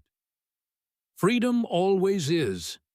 Deputy Morales looked between them, confusion evident on his face. What's going on here, Reverend? Did you know about the marshal? Abernathy nodded solemnly. I just told them. I came as soon as I heard. Jenkins's eyes narrowed suspiciously. And what exactly were you planning? Before Abernathy could answer, Thatcher appeared in the doorway of his room, leaning heavily against the frame. To get Clara to safety, he said, his voice steady despite his obvious weakness. The warrants are false, Jenkins. You know that. Jenkins studied him for a long moment. Maybe I do, he finally said. But I've got orders. You and the girl are to be detained and brought to Judge Wallace for questioning. Questioning? Clara couldn't keep the bitterness from her voice. Is that what they're calling a lynching these days? Jenkins flinched as if struck. Now see here. No, you see, Thatcher interrupted, straightening, despite the pain it clearly caused him. Harlan Coyle is running a child trafficking operation across 3 counties. He took my son 8 years ago. He's taken dozens of others, colored and white. Marshal Holtzclaw was killed because he was bringing evidence to San Antonio, evidence that would have implicated Judge Wallace as well as Coyle. The deputies exchanged glances. That's a serious accusation, Major, Morales said carefully. It's the truth, Clara insisted, and I can prove it. All eyes turned to her. Without waiting for permission, she moved to Thatcher's room and knelt beside the bed, prying up the loose floorboard he had described. The wooden box was there just as he'd said. She withdrew it and returned to the main room. Everything is in here, she said, placing the box on the table. Names, dates, locations. Evidence Marshal Holtzclaw never got to see. Jenkins approached the box cautiously, as if it might contain a rattlesnake. May I? At Thatcher's nod, he opened it. Inside were dozens of carefully organized documents, letters, contracts, financial records, maps with locations marked in red ink, and a small leather journal. 8 years of investigation, Thatcher said quietly, following every lead, documenting every connection. It all points to Harlan Coyle and a network that extends from Texas to Louisiana. Jenkins picked up the journal, leafing through its pages, filled with Thatcher's neat handwriting. His expression grew increasingly troubled as he read. This is comprehensive, he finally said, looking up at Thatcher with new respect. If even half of this is true— And it's all true, Thatcher said firmly. Every word. The deputy closed the journal and returned it to the box. Morales and I need to talk, he said. Privately. The 2 deputies stepped onto the porch, closing the door behind them. In their absence, the tension in the cabin was palpable. Will they help us? Clara asked Thatcher. I don't know, he admitted. They're good men, but they're also lawmen. Oaths matter to them. Clara touched the red ribbon tied around her wrist. What about oaths to justice, to truth? Those are the hardest to keep, Abernathy said solemnly, especially when they conflict with the letter of the law. After what seemed an eternity, the door opened and the deputies returned. Jenkins's face was unreadable as he surveyed the group. Morales and I have made a decision, he announced. We can't openly defy a judicial warrant. That would make us no better than the men we're sworn to apprehend. Clara's heart sank. However, Jenkins continued, we also can't ignore compelling evidence of serious crimes. This box needs to reach the federal court in San Antonio. He turned to Abernathy.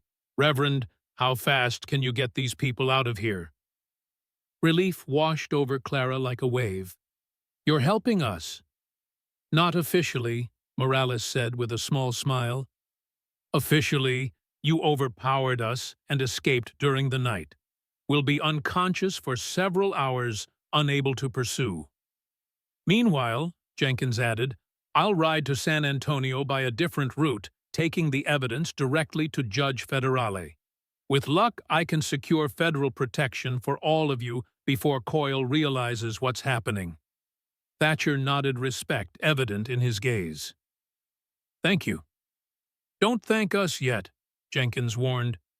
You've still got to get out of here before Coyle's posse arrives at dawn. And the Major's in no condition to ride hard. My wagon's hidden in the trees, Abernathy said. We can make him comfortable there. And you'll need a diversion, Marcus suggested. Something to make them think you've gone in a different direction. The tunnel, Clara said, suddenly remembering the escape route Thatcher had shown her. It leads to the creek bed. We can make it look like we fled north while actually heading south. Jenkins nodded approvingly. Good thinking. Morales and I will help stage the scene before we allow ourselves to be overpowered. As the men discussed logistics, Clara slipped back into Thatcher's room to gather essential supplies. She packed a small bundle changes of clothes, the photograph of Elizabeth Thatcher's Bible, and her mother's red ribbon carefully wrapped in a handkerchief. As she worked, a floorboard creaked behind her. She turned to find Thatcher watching from the doorway, his face drawn with pain, but his eyes clear and determined. You should be resting, she admonished gently. No time for rest, he replied. Clara, I need you to be prepared for what might happen. The journey won't be easy, especially for me. Clara swallowed hard. You'll make it. We both will. I'll try, Thatcher promised. But if I don't... He hesitated, then continued firmly. The evidence is what matters. Getting it to Judge Federale. Finding Joshua. We'll find him together, Clara insisted. Thatcher's Twomiter's smile was tinged with sadness. I hope so. But promise me, if you have to choose between helping me or getting that evidence to San Antonio, you choose the evidence. For Joshua, for all the children Harlan has taken. Clara wanted to protest, to insist that she would never leave him behind. But the gravity in his eyes stopped her. This wasn't just about them anymore. It was about justice for countless victims. I promise. She finally whispered the words like ash in her mouth. An hour later, their preparations were complete. Deputy Morales had helped Thatcher into the back of Abernathy's covered wagon, making him as comfortable as possible on a bed of straw and blankets. Clara had gathered their supplies and the precious box of evidence. The Reverend's friends had created false trails leading north, including footprints emerging from the hidden tunnel. Jenkins and Morales were preparing for their part in the deception, allowing themselves to be subdued and left tied up in the cabin.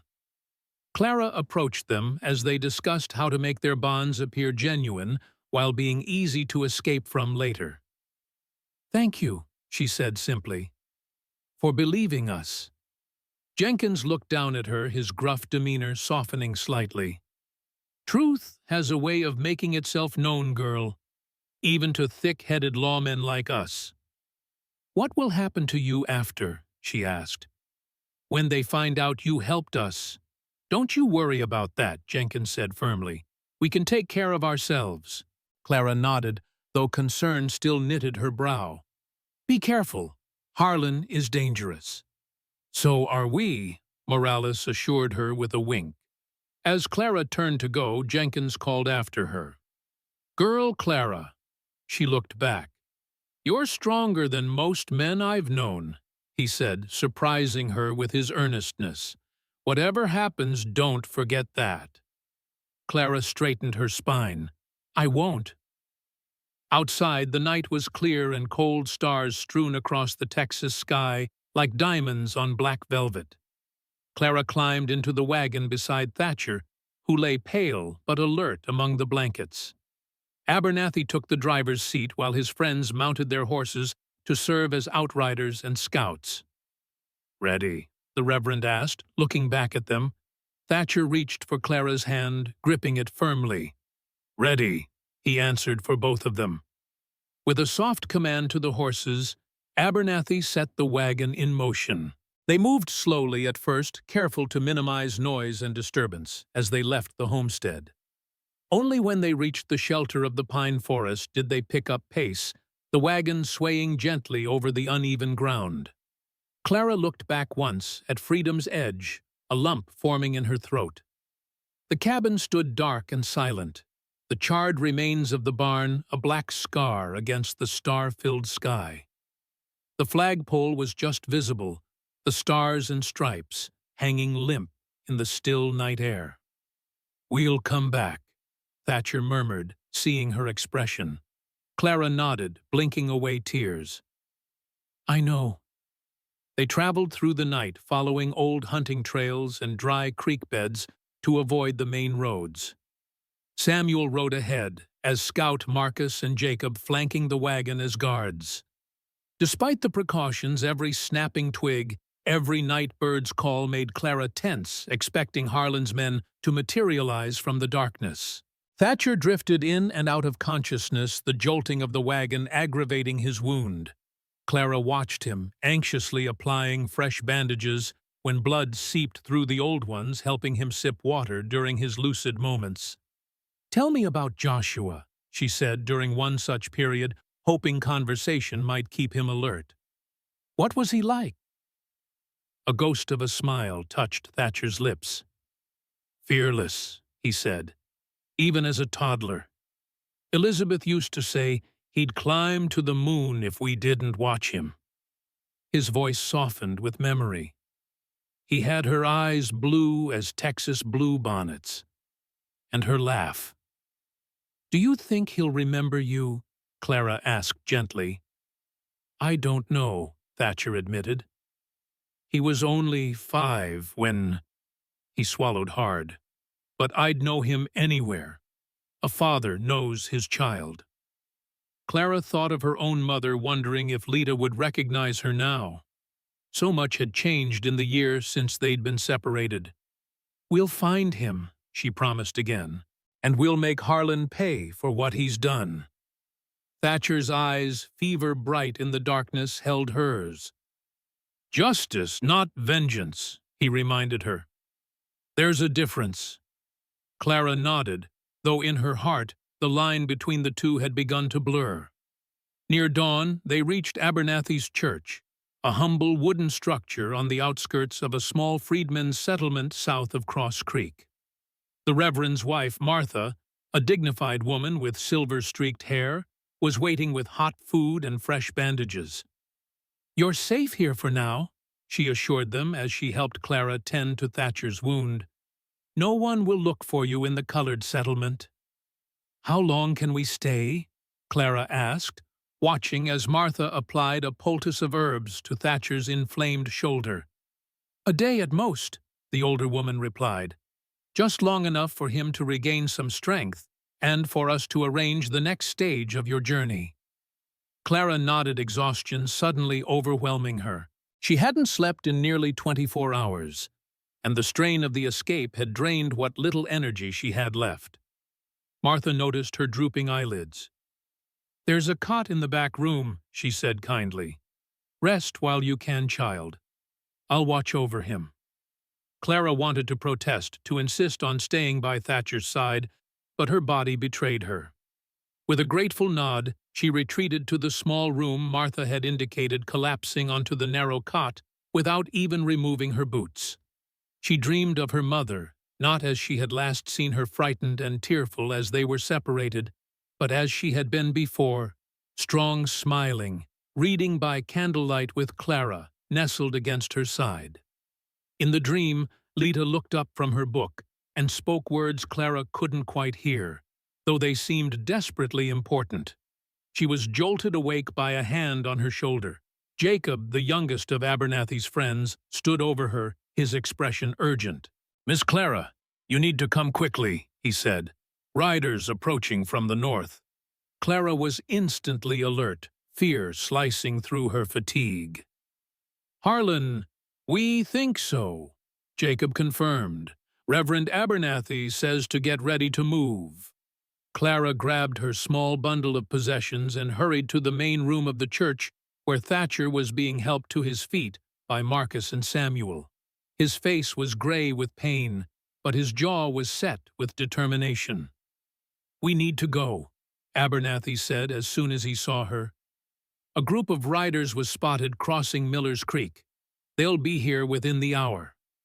"How did they find us so quickly?" Clara asked, helping to gather their supplies. "They must have picked up our trail despite the false tracks," Samuel surmised grimly. "Coyle probably has trackers with him." Martha appeared with a basket of food and a bundle of fresh bandages. "The wagon's ready," she reported, "and I've sent word ahead to the Johnsons. They'll be expecting you." Abernathy nodded gratefully to his wife. "Clara, you and the Major will continue south with Samuel and Jacob. Martha and I will stay here to misdirect any pursuit." "But they'll know you helped us," Clara protested. "Let them try to prove it," Martha said with quiet dignity. "We have friends here too." There was no time for lengthy farewells. Within minutes, Clara and Thatcher were settled in the back of the wagon, now disguised as a peddler's cart, with Samuel at the reins. Jacob would ride ahead as scout, while Marcus remained with the Abernathys to help defend the settlement if necessary. As they prepared to depart, Thatcher reached out to clasp Abernathy's hand. "I won't forget this," he said hoarsely. "Neither will I," Clara added, embracing Martha briefly. "Go with God," Abernathy said solemnly, "and with speed." The wagon lurched forward, beginning the next stage of their journey south toward San Antonio and the hope of justice. Clara sat beside Thatcher, watching the small church recede behind them, praying they hadn't brought danger to the doorstep of those who had shown them such kindness. "They'll be all right," Thatcher murmured, reading her thoughts. "Abernathy's survived worse." Clara nodded, though worry still gnawed at her. "How much farther to San Antonio?" 3 days, if we're lucky," Samuel answered from the driver's seat. "Maybe 4, with the Major's condition." Clara glanced at Thatcher, whose eyes had closed again, his breathing shallow but steady. "He needs a doctor." "The Johnsons have a healer," Samuel assured her. "She'll know what to do." They traveled in tense silence, taking back roads and trails through increasingly rugged terrain. Jacob returned periodically with reports no sign of immediate pursuit, but smoke rising from the direction of the settlement. "What does that mean?" Clara asked, fear clutching at her heart. "Could be anything," Samuel said, though his expression was grim. "A cooking fire, a controlled burn." He didn't voice the worst possibility, but Clara heard it anyway: retaliation. By midday, they reached the Johnson farm, a small but prosperous holding tucked into a hidden valley. Mrs. Johnson, a stern-faced woman with capable hands, took one look at Thatcher and ordered him brought into the house immediately. "Bullet wound fever infection," she diagnosed briskly. "He needs rest, clean bandages, and my willow bark tea." Clara hovered anxiously as Mrs. Johnson and her daughter Sarah cleaned and redressed Thatcher's wound. The angry red streaks of infection had spread, and his skin burned with renewed fever. "Will he be all right?" Clara asked, unable to keep the tremor from her voice. Mrs. Johnson's expression softened slightly. "He's strong, and the bullet passed clean through. But infection's a killer, if not treated properly." She handed Clara a cool cloth. "Keep his fever down. I'll brew the tea." Left alone with Thatcher, Clara gently bathed his face and neck with the damp cloth. His eyes fluttered open, focusing on her with difficulty. "Clara," he whispered. "The box. It's safe," she assured him. "Right here, beside the bed." He seemed to relax slightly. "Good. That's good." His gaze drifted around the unfamiliar room. "Where are we?" "The Johnson farm. Mrs. Johnson is making medicine for you." Thatcher nodded weakly. "Johnson, I remember. Station on the railroad." His eyes closed again. "So tired, Clara." "Rest," she urged. "I'll keep watch." As Thatcher drifted back into uneasy sleep, Clara sat vigil beside him, the precious box of evidence clutched in her lap. Outside, she could hear Samuel and Jacob conferring with Mr. Johnson, their voices low but urgent. Clara knew they couldn't stay long, a day at most, like at the church. Then back on the road, pushing south toward San Antonio and the federal court. Toward justice for her mother, for Joshua, for all the children Harlan Coyle had stolen. Toward a reckoning long overdue. She touched the red ribbon on her wrist, drawing strength from its symbolism. Freedom wasn't just a word. It was a promise. A promise her mother had believed in. A promise Thatcher had fought for. A promise Clara herself was now pledged to defend. Whatever came next, she would face it, as Clara Reed, not as property to be sold, but as a person with a name with rights, and with the courage to stand for both. The sun was setting, painting the small room in hues of gold and amber, when the shout came from outside. "Riders coming, at least a dozen armed." Clara's heart leapt to her throat as she rushed to the window. In the distance, a cloud of dust marked the approach of horsemen moving fast toward the Johnson farm. Harlan Coyle had found them. "Get down!" Mr. Johnson shouted, rushing into the house. "Everyone away from the windows!" Clara hurried back to Thatcher's bedside. "We have to move," she urged, shaking him gently. "Riders coming. Probably Harlan." Thatcher's eyes opened clearer than they had been for hours. The urgency in Clara's voice had cut through his fever haze. "How many?" he asked, struggling to sit up. "At least a dozen," Clara replied, helping him. "Mr. Johnson—" "No time for talk," Johnson interrupted, a shotgun in his hands. "They'll be here in minutes. Samuel and Jacob are readying the wagon, but they won't outrun horses, not with the major in his condition." Mrs. Johnson appeared in the doorway, her stern face set with determination.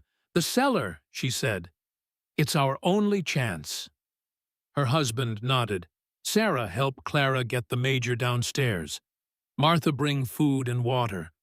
I'll hold them off as long as I can." "Alfred," Mrs. Johnson protested, fear flashing across her face. "I'll be fine," he assured her, though his eyes told a different story. "Just a friendly farmer suspicious of strangers. They have no reason to harm me." Clara knew better.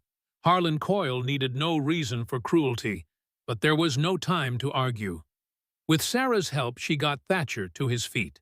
He swayed dangerously, but remained upright, one arm slung across Clara's shoulders. "The box!" he gasped, nodding toward the evidence. Clara grabbed it, clutching it to her chest with her free hand. Together, they shuffled across the room to where Mrs. Johnson was pulling back a rug, revealing a trap door in the wooden floor. "It's not much," she said, lifting the door to expose a narrow ladder descending into darkness. "But it's kept folks safe before." Sarah went first, then helped ease Thatcher down the ladder. Clara followed with the box, and finally Mrs. Johnson, who pulled the trapdoor closed above them. The cellar was small and musty, lit only by a single lantern Sarah had brought down. Root vegetables hung from the ceiling, and shelves lined the walls, stocked with preserves and supplies. "There's a tunnel," Mrs. Johnson whispered, pointing to a low opening in the far wall. "Leads to the creek bed. If things go bad up there, you go through it and head south. Follow the creek to the Miller farm. They'll help you." Clara nodded, her throat tight with fear and gratitude. "Thank you." Above them, they heard the thunder of approaching hooves, then voices, men shouting, doors slamming. Mr. Johnson's voice steady but strained, asking what business brought armed men to his farm. Then Harlan Coyle's unmistakable drawl. Looking for fugitives, farmer. A one-armed Yankee and a colored girl. Seen 'em? Can't say I have, Johnson replied evenly. Just me and my family here. Mind if we look around?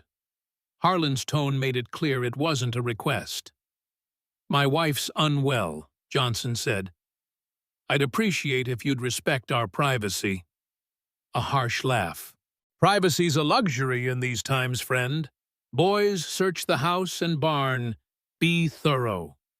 Heavy boots stomped overhead, moving from room to room.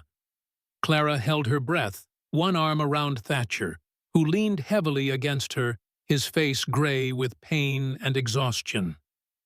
Mrs. Johnson and Sarah huddled together, their expressions tense but resolute. The footsteps paused directly above them. Dust sifted down between the floorboards. "What's under here?" a gruff voice demanded.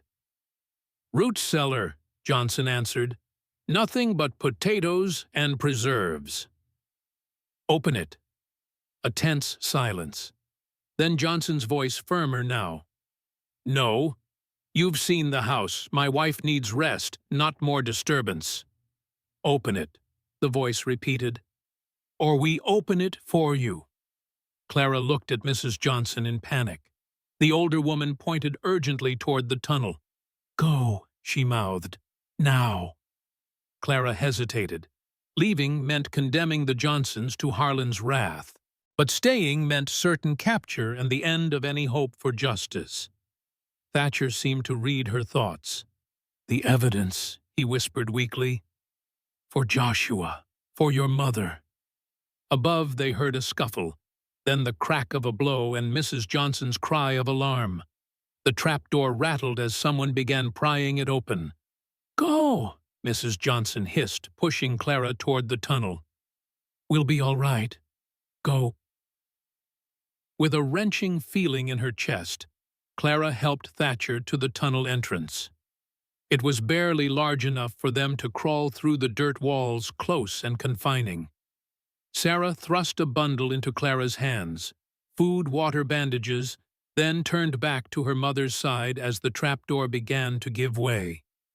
"Thank you," Clara whispered, then ducked into the tunnel, pulling Thatcher in after her. They crawled in desperate silence, Clara leading Thatcher following with agonizing slowness. The precious box of evidence was tucked under Clara's arm, its weight and bulk making the narrow passage even more difficult. Behind them, they heard the trapdoor crash open and angry voices fill the cellar. "Where are they?" Harlan's voice cold with fury.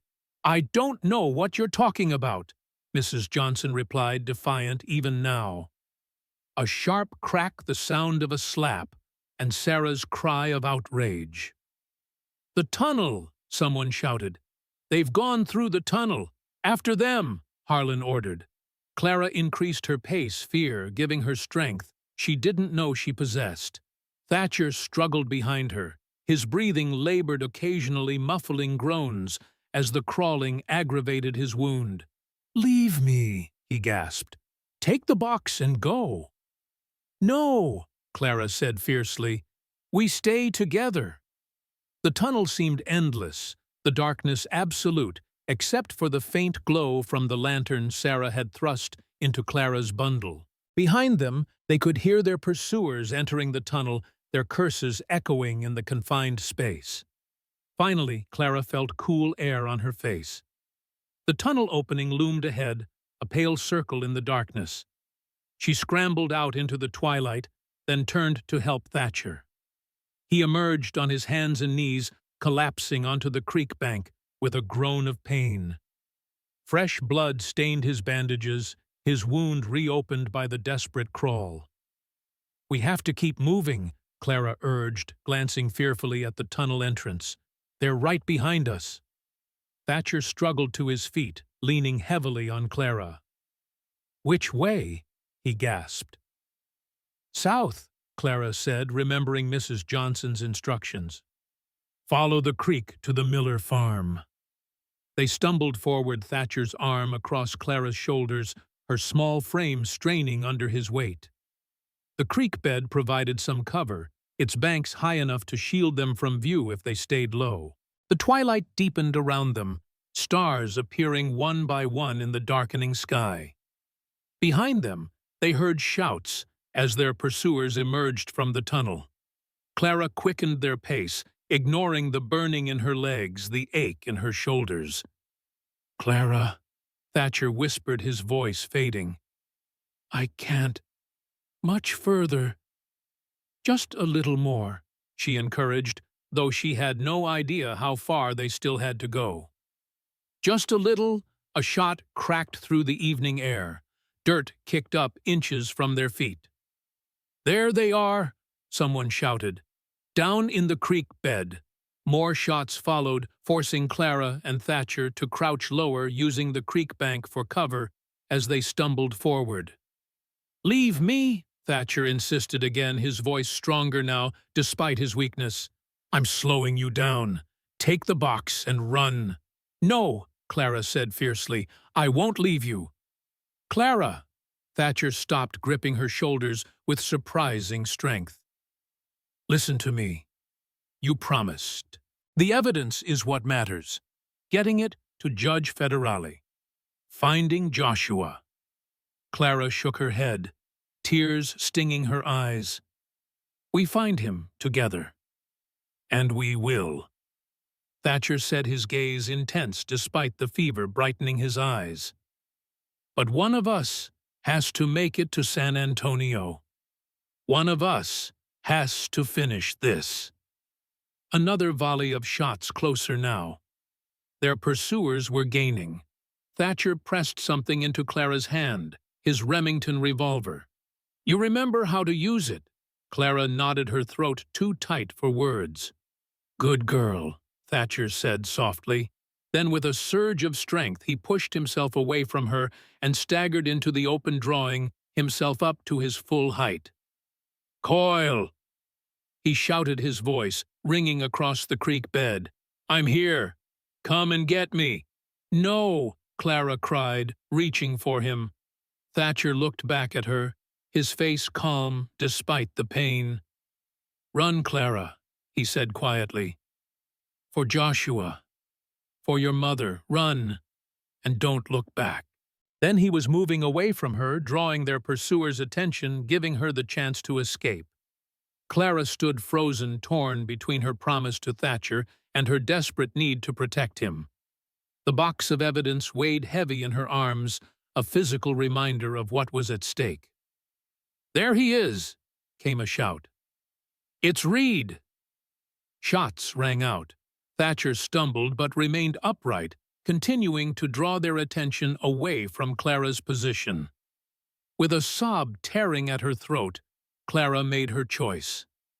Clutching the box and the Remington, she turned and ran south along the creek bed, staying low and using the growing darkness for cover. Behind her, she heard more shots. Then Harlan's voice, triumphant. "We got him! We got the Yankee!" Clara ran blindly, tears streaming down her face, her heart a cold stone in her chest.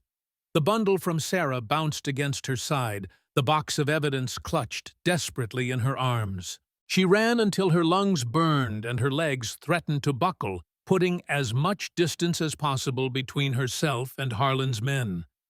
Only when she could run no further did she collapse behind a fallen tree, gasping for breath, the full weight of what had happened crashing down on her. Thatcher was captured, perhaps dead. The Johnsons were at Harlan's mercy. And she was alone, miles from San Antonio, with only the evidence box and Thatcher's revolver to her name. "I'll come back for you," she whispered into the darkness, a promise to Thatcher, to the Johnsons, to herself. "I'll bring help. I swear it." After allowing herself a few precious minutes of rest, Clara opened the bundle Sarah had given her. Inside, she found bread, dried meat, a small canteen of water bandages, and to her surprise a folded map with a route marked in pencil. South to the Miller farm, then beyond to San Antonio. Sarah or her mother must have included it, knowing Clara might have to make the journey alone. Clara traced the route with her finger, estimating the distance. At least 2 days on foot, maybe more. But she had no choice. The evidence had to reach Judge Federale.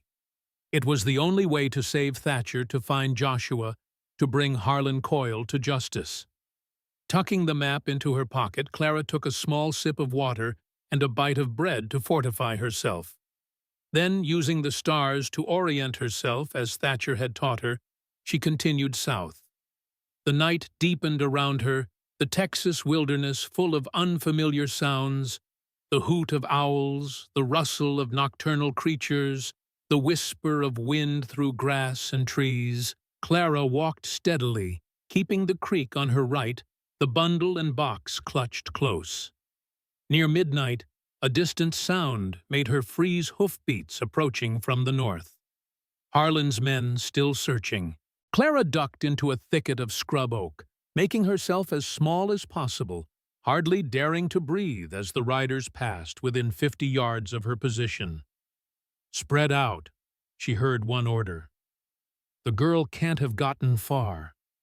"What about Reed?" another asked. "Coyle's taking him back to town. Wants to make an example of him. Hanging, eventually, but Coyle ain't in a hurry. Wants to make him suffer first." The riders moved on, their voices fading into the night. Clara remained hidden, her mind racing with this new information.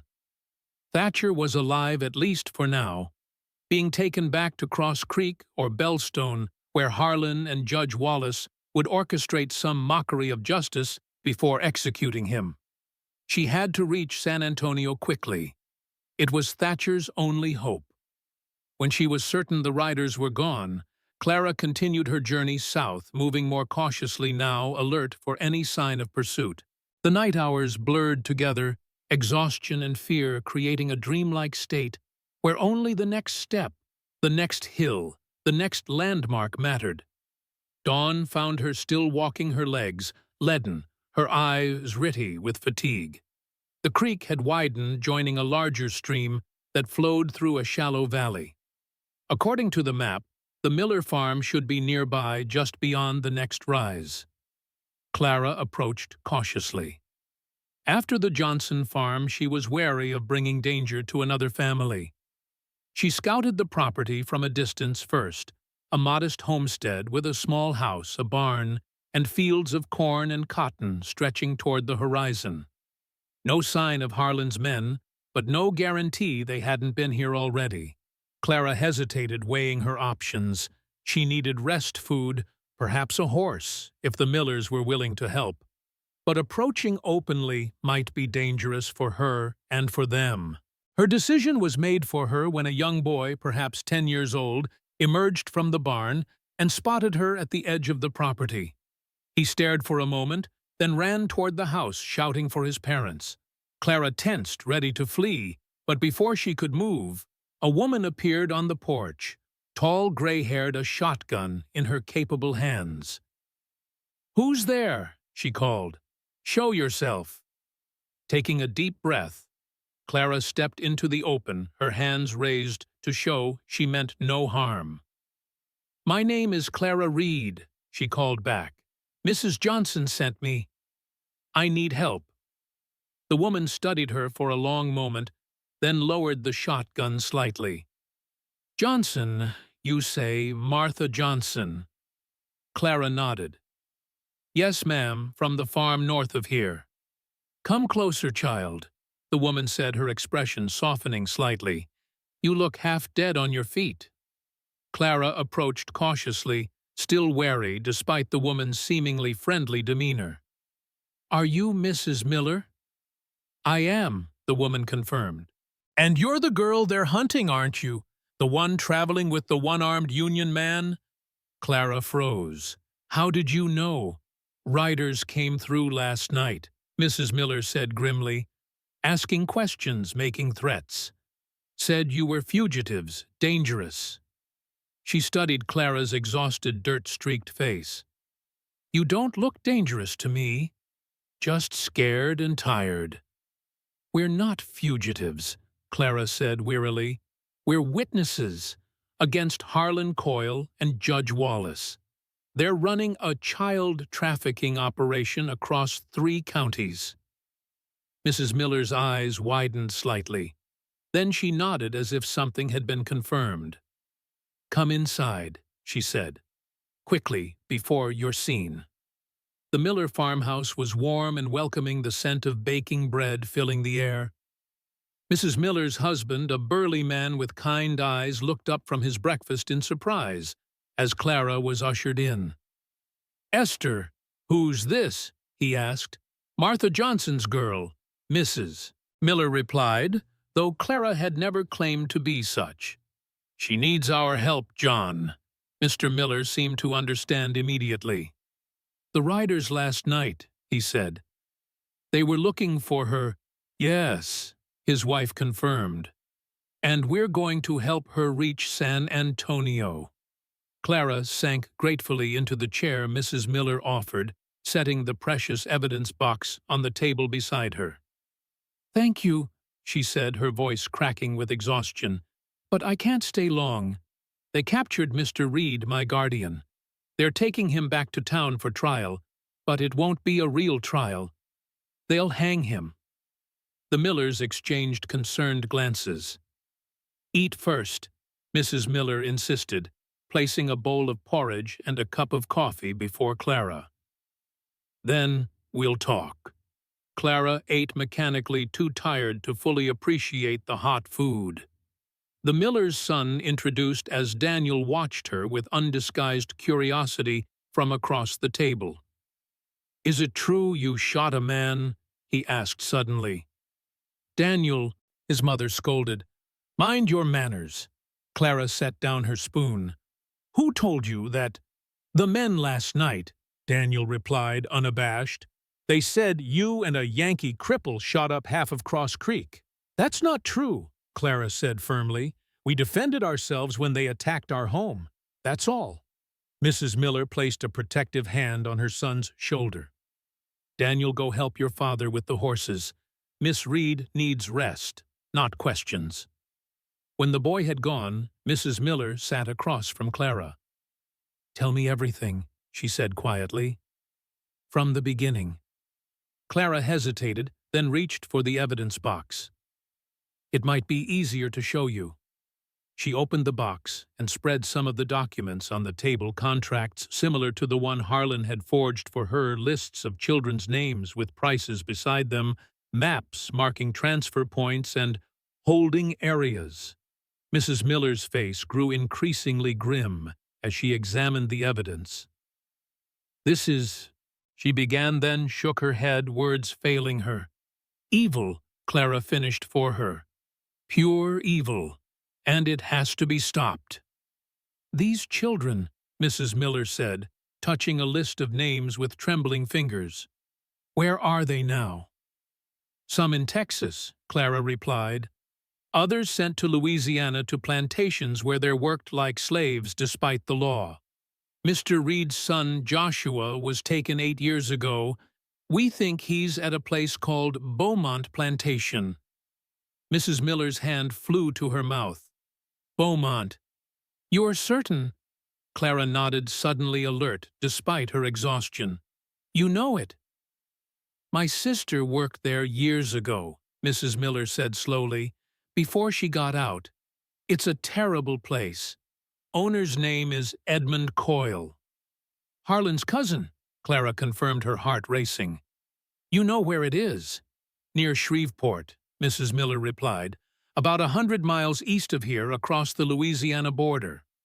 Clara's mind whirled with this new information. Beaumont Plantation was real, not just a name in Thatcher's notes. Joshua might truly be there, along with other children Harlan had trafficked over the years. "I have to get these documents to Judge Federale in San Antonio," she said urgently. "And then I need to find Joshua." Mrs. Miller studied her thoughtfully. "You care for this boy you've never met," "He's Mr. Reed's son," Clara said simply, "and I know what it's like to be taken from your family." The older woman nodded, seeming to come to a decision. "John can take you to San Antonio," she said. "He's delivering cotton tomorrow. You can hide in the wagon." "They'll be watching the roads," Clara warned. "Not all the roads," Mrs. Miller replied with a small smile. "John knows ways the law doesn't." Relief washed over Clara so profound she felt tears threaten. "Thank you," she whispered. "I don't know how to repay you." "Stop these men," Mrs. Miller said firmly. "Save those children. That will be payment enough." Clara nodded, her resolve strengthening despite her exhaustion. "I will. I promise." Mrs. Miller showed Clara to a small room off the kitchen where she could rest until John was ready to depart for San Antonio. The bed, though simple, felt like heaven to Clara's weary body. She placed the evidence box and Thatcher's Remington carefully beside her before allowing her eyes to close. Sleep claimed her immediately, but it was restless, filled with dreams of Thatcher calling for help, of her mother's face fading into darkness, of children crying for families they'd never see again. She woke with a start to find Mrs. Miller gently shaking her shoulder. "It's time," the older woman said softly. "John's ready." Clara sat up momentarily disoriented. The room was dark. She had slept through the day into evening. "How long until San Antonio?" she asked, gathering her meager possessions. "If all goes well, you'll be there by noon tomorrow," Mrs. Miller replied. "John knows a judge there, not Federale, but someone who can get you to him safely." Clara followed Mrs. Miller to the kitchen where John Miller waited, dressed for travel. Daniel was there too, solemn-faced and clearly disappointed at being left behind. "The wagon's loaded," John said, "cotton bales stacked to leave a hollow in the center. You'll be hidden, but it won't be comfortable." "I don't need comfort," Clara assured him. "Just safe passage." Mrs. Miller handed Clara a bundled food, a canteen of water, a blanket for the night journey. "For the road," she said, "and this." She pressed something small and hard into Clara's palm. Clara opened her hand to find a silver locket. Inside was a tiny portrait of a woman who bore a striking resemblance to Mrs. Miller. "My sister," Mrs. Miller explained. "She worked at Beaumont. If you find yourself there, show this to the house servants. Tell them Esther Miller's sister sent you. They might help." Clara closed her fingers around the locket, deeply moved by this unexpected gift. "I'll treasure it," she promised. Outside, the wagon waited, piled high with cotton bales. John showed Clara how to climb in through a gap in the back, wriggling into the hollow space he'd created in the center of the load.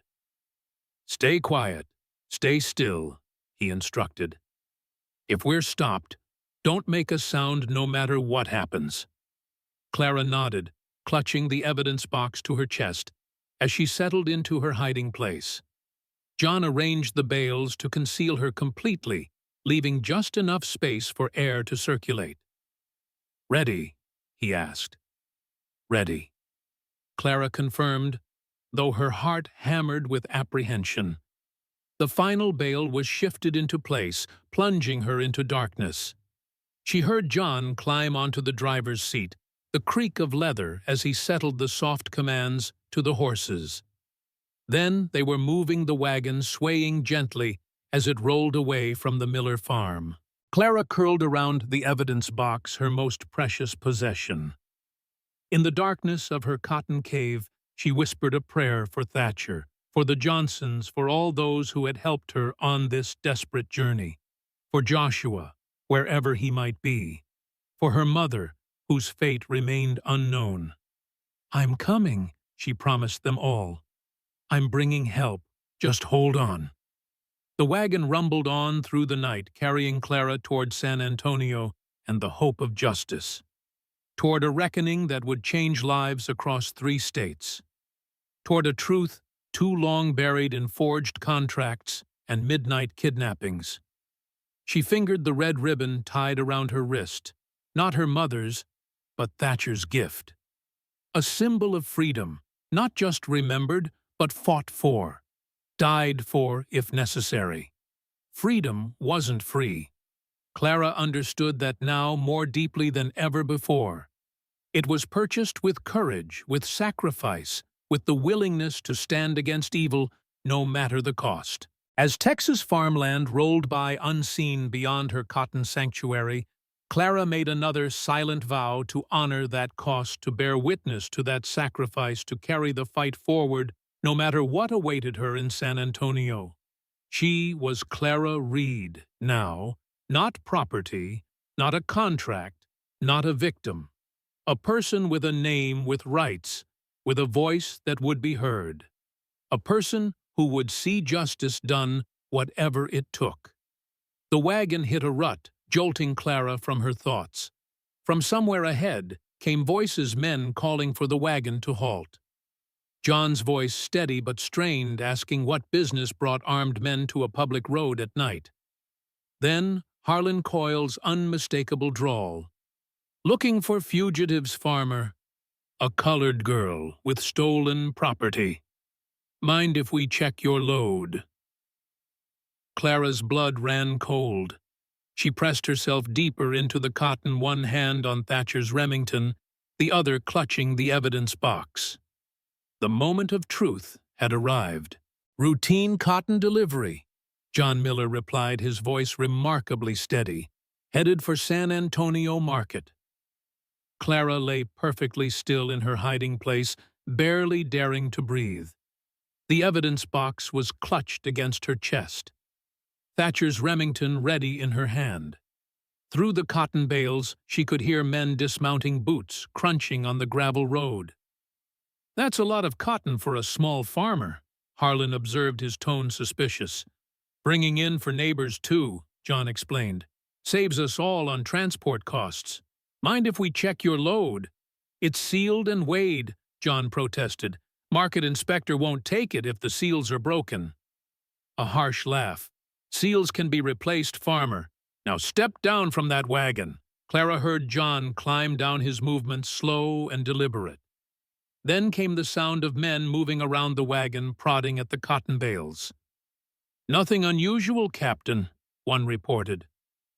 Just cotton. Check underneath, Harlan ordered. And inside, that girl's small enough to hide anywhere.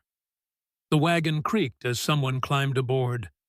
Cotton bales shifted above Clara, letting in thin shafts of moonlight. She held her breath, finger resting lightly on the Remington's trigger. Looks clean, came the report after several tense minutes. Just cotton all the way through. Clara almost sagged with relief. The hollow John had created was cleverly designed, with bales arranged to appear solid while concealing her in their midst. Where are you coming from, farmer? Harlan asked, clearly reluctant to give up the search. My place north of here, John replied. Been a long day. I'd like to make the Prescott crossing before midnight if you don't mind. A long silence. Clara could almost feel Harlan's suspicion warring with his lack of evidence. Let me see your papers, he finally demanded. More rustling as John presumably produced his identification and transport documents. Clara used the distraction to shift slightly, easing a cramp in her leg while trying to remain absolutely silent. Everything seems in order, Harlan admitted grudgingly after several minutes. But I've got men watching every road to San Antonio. If you're hiding that girl, we'll find her. I'm just delivering cotton, John insisted. Nothing more. For your sake, I hope that's true, Harlan replied, menace dripping from every word, because harboring fugitives is a hanging offense in this county. The threat hung in the air like smoke. Clara's fingers tightened around the Remington, her protective instincts flaring. If they threatened John, she would reveal herself rather than let him suffer on her account. But the moment passed. Boots crunched on gravel again as Harlan and his men remounted. Move on, Harlan ordered. And remember, we're watching. The wagon lurched forward as John urged the horses onward. Clara remained frozen in her hiding place, listening intently for any sign that they were being followed. After what seemed an eternity, the wagon turned onto a rougher road, the familiar rhythm of the main highway giving way to the irregular jolts of a lesser-used trail. "Miss Reed," John's voice came low and urgent. "They're gone, for now." Clara finally allowed herself to breathe normally. "Thank you," she called softly. "That was too close." "We're taking the back trails to San Antonio," John explained. "Longer, but safer. Try to rest if you can. It'll be morning before we reach the city." Rest seemed impossible with danger so close, but Clara's exhausted body had other ideas. The steady rocking of the wagon combined with the warmth of her cotton nest eventually lulled her into an uneasy doze. She dreamed of Thatcher, not wounded and captured, but standing tall beside her on the porch of Freedom's Edge, the American flag snapping in the breeze above them. In the dream, he pointed toward the horizon where a figure approached on horseback. A boy with blue eyes like Texas bluebonnets. Joshua. Clara jerked awake, momentarily disoriented in the darkness of her hiding place. The wagon was still moving, but slower now, and the quality of light filtering through the cotton had changed. Dawn had come. "Miss Reed," John called softly, "we're approaching San Antonio. I need to know where to take you." Clara wriggled into a more upright position. "Judge Federale," she replied. "Do you know where to find him?" "The federal courthouse is in the center of town," John said. "But it'll be watched. We need another way in." Clara remembered Mrs. Miller's words. "You know a judge here, don't you? Someone who can help us reach Federale." A pause. Then, "Judge Hawkins, he's a good man.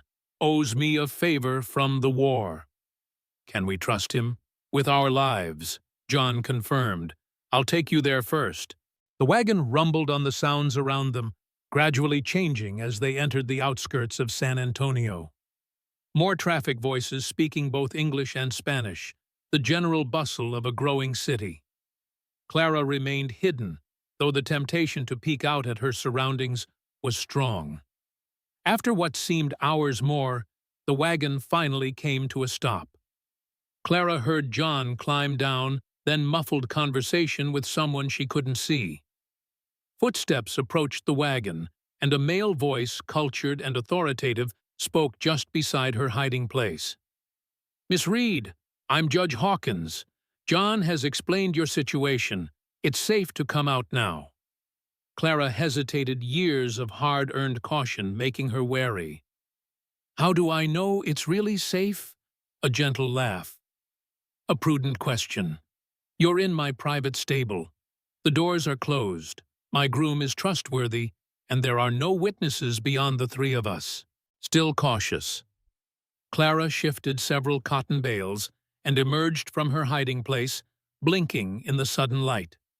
Judge Hawkins was a tall, distinguished man with silver hair and kind eyes that reminded her unexpectedly of Thatcher. He offered her a hand, helping her climb down from the wagon. "You've had quite a journey, young lady," he observed, taking in her disheveled appearance and the precious box she clutched to her chest. "Yes, sir," Clara agreed, straightening her spine despite her exhaustion. "And it's not over yet.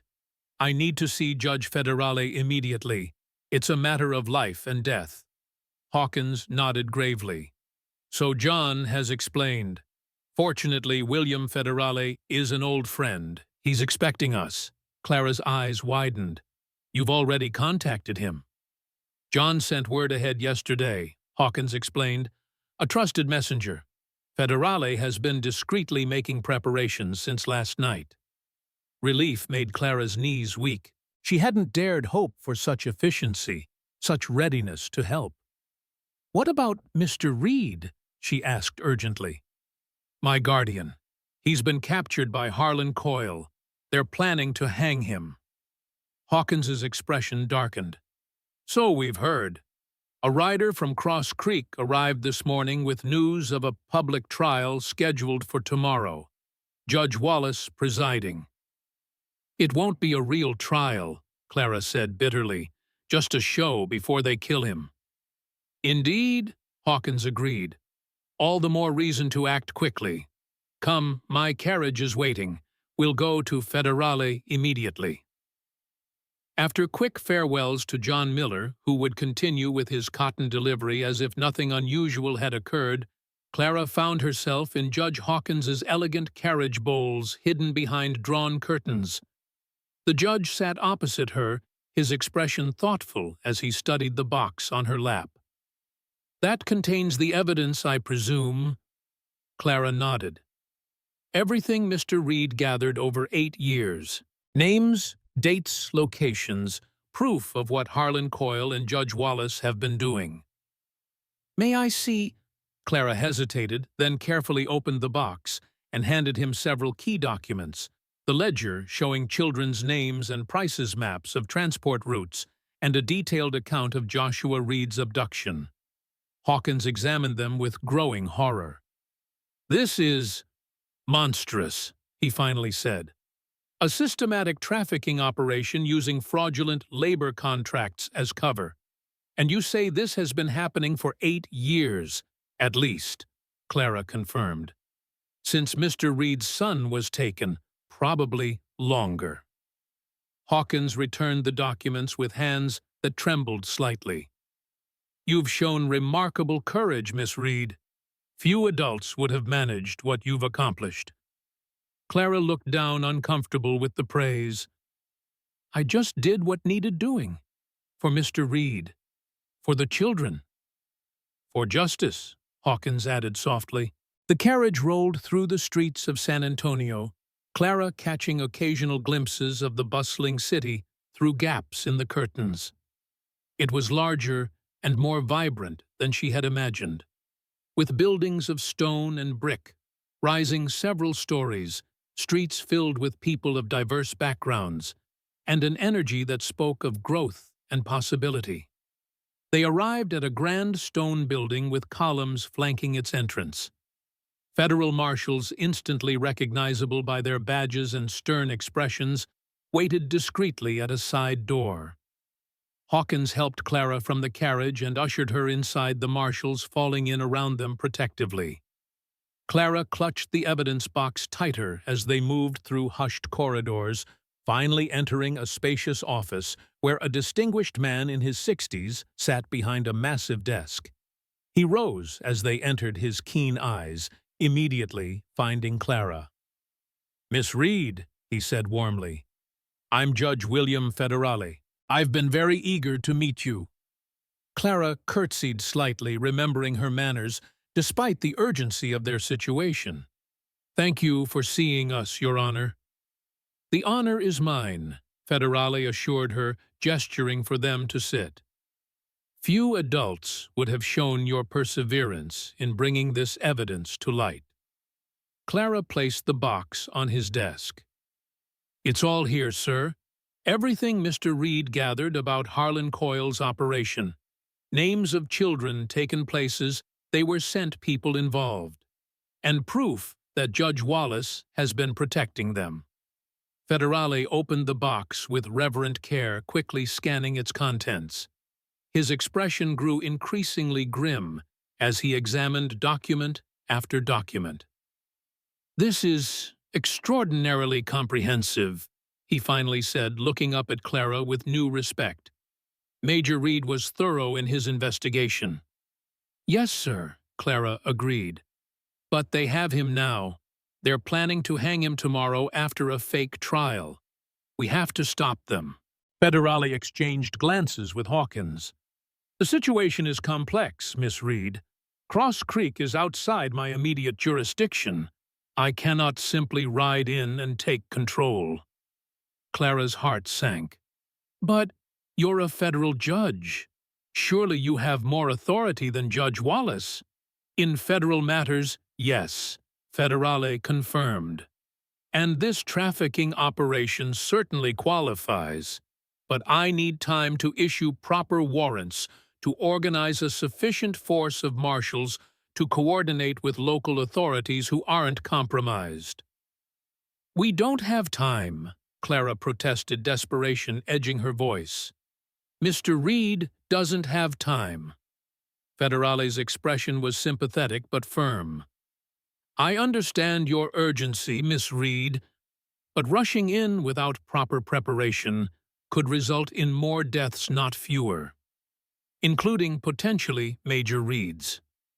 Clara fought back tears of frustration. After everything she'd endured to reach San Antonio, to face yet another obstacle seemed unbearable. "Is there nothing we can do?" she asked, her voice small. Federale considered her thoughtfully. "I didn't say that," he replied. "I said I need time for official action. Unofficially." He trailed off, looking to Hawkins. The other judge nodded slightly. "The Jenkins option." "Precisely." Federale agreed. Clara looked between them, confused. "What's the Jenkins option?" "Not what, but who," Federale explained. "Marshal Samuel Jenkins, former Texas Ranger, current federal marshal. He was in Cross Creek investigating labor contract fraud when Marshal Holtzclaw was killed." Clara's heart leapt. "The deputy who helped us, who took our statements." "The same," Federale confirmed. "He managed to reach San Antonio yesterday, bringing word of Holtzclaw's murder and your situation. He's preparing to return to Cross Creek now with a small team of trusted men." "Unofficially," Hawkins added carefully. "A reconnaissance mission only," Federale clarified. "To assess the situation and, if possible, delay the proceedings until official warrants can be executed." "I want to go with them," Clara said immediately. Both judges stared at her in astonishment. "Absolutely not," Federale said firmly. "It's far too dangerous. You're safe here now under federal protection." "Mr. Reed needs me," Clara insisted. "I know Cross Creek. I know the people who might help us. And—" she hesitated, then continued with quiet determination. "I made him a promise to see this through to the end." "You've more than fulfilled any promise," Hawkins said gently.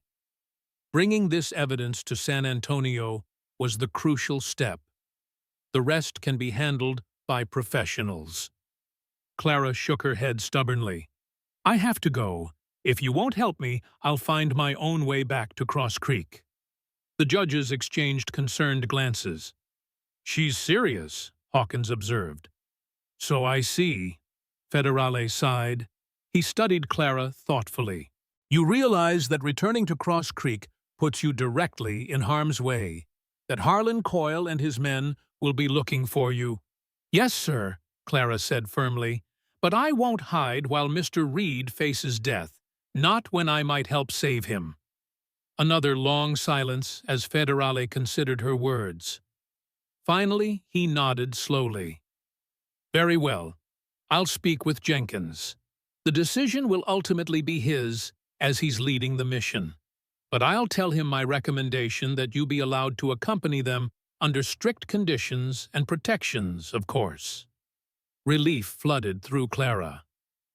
"Thank you, Your Honor." "Don't thank me yet," Federale warned. "This is highly irregular and potentially very dangerous. But I've learned that sometimes irregular methods are necessary when facing extraordinary evil." He rang a small bell on his desk, and moments later a clerk appeared. "Bring Marshal Jenkins to my chambers immediately," Federale instructed. While they waited, Federale continued examining the evidence, occasionally asking Clara to clarify details or provide context for specific documents. She answered as completely as she could, drawing on all that Thatcher had shared with her during their time together. 20 minutes later, the door opened to admit a familiar figure. The gruff deputy who had protected Freedom's Edge after the attack. Now he wore a federal marshal's badge, his expression stern, but his eyes lighting with recognition when he saw Clara. "Miss Reed," he said, tipping his hat. "Glad to see you made it." "Marshal Jenkins," Clara replied, relief evident in her voice. "Thank you for helping us at Freedom's Edge." Jenkins nodded acknowledgement, then turned his attention to Judge Federale. "You wanted to see me, Your Honor." "Yes, Marshal. Miss Reed has made a rather unusual request. She wishes to accompany you back to Cross Creek." Jenkins's bushy eyebrows shot up. "With all due respect, that's out of the question. We're riding into a hornet's nest, no place for a child." "I'm not just a child," Clara protested. "I know Cross Creek. I know the people who might help us, and Mr. Reed is my guardian." "All the more reason to keep you safe," Jenkins countered. "What do you think Reed would say if I let you ride back into danger?" Clara lifted her chin. "He'd say I'm stubborn as a Texas mule. But he'd also understand that some promises have to be kept no matter the cost." A hint of a smile tugged at Jenkins's mouth. "You've got spirit, I'll give you that." He turned back to Federale. "What's your position, Judge?" "Officially, I cannot endorse bringing a minor into a potentially dangerous situation," Federale said carefully. "Unofficially, I believe Miss Reed's knowledge of the area and its people could prove valuable, and I suspect she'll find her way back to Cross Creek with or without our assistance." Jenkins studied Clara thoughtfully, clearly weighing the risks against the potential benefits of her presence. "There would be conditions," he finally said. "Non-negotiable." "Name them," Clara replied immediately. "You stay with the group at all times. You follow orders without question. You wear a disguise to avoid recognition. And at the first sign of serious danger, you retreat to safety with whoever I assign to protect you." "Agreed." Clara nodded without hesitation. "Agreed." Jenkins sighed clearly, still troubled by the arrangement. "I must be losing my mind," he muttered. "Fine, she can come, but I want it on record that I consider this extremely irregular." "So noted," Federale said gravely, though Clara thought she detected a glimmer of approval in his eyes. "Now, let's discuss strategy. The trial is scheduled for tomorrow morning." 10 o'clock in the town square, Jenkins confirmed. "Wallace wants an audience. Makes it harder for us to act discreetly." "How many men do you have?" "6, counting myself. All experienced marshals, all trustworthy." Federale nodded thoughtfully. "And Coyle's forces? At least 20 in town, probably more by tomorrow, plus whatever local support Wallace can muster." "Poor odds," Hawkins observed grimly. "We're not planning a frontal assault," Jenkins clarified. "Just a delaying action until official reinforcements can arrive. Create confusion, disrupt the proceedings, maybe even spirit Reed away if the opportunity presents itself." Federale leaned forward. "I'll have warrants prepared by midnight. Official marshals could reach Cross Creek by tomorrow afternoon, but not before the trial begins." "Then we need to ensure there's still a trial in progress when they arrive," Jenkins said firmly. The discussion continued, details of the plan gradually taking shape. Clara listened intently, offering insights about Cross Creek's layout, the personalities involved, and potential allies like Reverend Abernathy. As afternoon faded into evening, final preparations were made. Clara was provided fresh clothes, a short haircut, and boy's attire as a disguise. Judge Hawkins's wife, a kind woman with a no-nonsense manner, supervised the transformation. "There," Mrs. Hawkins said, stepping back to assess her work. "You make a convincing stable boy. No one will look twice at you riding with the marshals." Clara examined her reflection in the mirror, hardly recognizing herself with cropped hair and boy's clothing. "Thank you," she said sincerely. "Just come back safely." Mrs. Hawkins replied, squeezing her shoulder gently. "That will be thanks enough." At midnight, Clara joined Jenkins and his team in the stable yard behind the federal building. 6 grim-faced marshals checked weapons and adjusted saddles, their expressions reflecting the seriousness of their mission. "Ready, boy," Jenkins called loudly, maintaining Clara's cover even here. "Ready, sir," she replied, keeping her voice low as instructed. A small bay gelding had been prepared for her, not as magnificent as Thatcher's valor, but steady and sure-footed. Clara mounted easily, settling into the saddle with the confidence Thatcher had taught her during their brief time together. Judge Federale appeared at the stable door, official documents in hand. "The warrants," he said, passing them to Jenkins. "For Harlan Coyle, Judge Wallace, and 27 others named in Major Reed's evidence. Charges include kidnapping, fraud, conspiracy, and murder." Jenkins tucked the papers securely inside his coat. "We'll make sure justice is served, Your Honor." "See that you do," Federale replied gravely. His eyes found Clara among the mounted marshals. "Godspeed, Miss Reed. Your courage honors us all." Clara nodded, too full of emotion for words. After all the hardship, the fear, the desperate flight from danger, she was now riding back toward it willingly. Not out of recklessness, but out of love for the man who had given her back her name, her dignity, her sense of self. Jenkins raised his hand, and the small company moved out, hooves clattering on the cobblestones as they left San Antonio behind. They rode hard through the night, taking back trails and deer paths to avoid Harlan's watchmen on the main roads. Dawn found them in familiar territory, the rolling hills and scattered oak trees Clara had come to know during her time at Freedom's Edge. They paused briefly to rest the horses and confirm their approach. "Cross Creek is just beyond that ridge," Jenkins said, pointing north. "We'll circle around and enter from the east, less conspicuous that way." As they prepared to mount up again, Clara noticed Jenkins studying a small portrait by the light of their small campfire. She recognized it immediately, a daguerreotype of a young boy with solemn eyes. "Is that Joshua?" she asked softly, moving to Jenkins's side. The marshal nodded, slipping the image back into his pocket. "Reed gave it to me before we were separated. Asked me to keep it safe." "You know him well, Mr. Reed, I mean." "Served together," Jenkins replied shortly. "Different units, but we crossed paths during Reconstruction. Good man. Stubborn as hell, but good." Clara smiled slightly. "That sounds like him." Jenkins mounted his horse, then looked down at Clara with unexpected gentleness. "We'll get him out, Miss Reed. I promise you that." "I know," Clara said, swinging into her own saddle with practiced ease. "And then we'll find Joshua." They rode the final miles in tense silence, the weight of their mission pressing down on them all.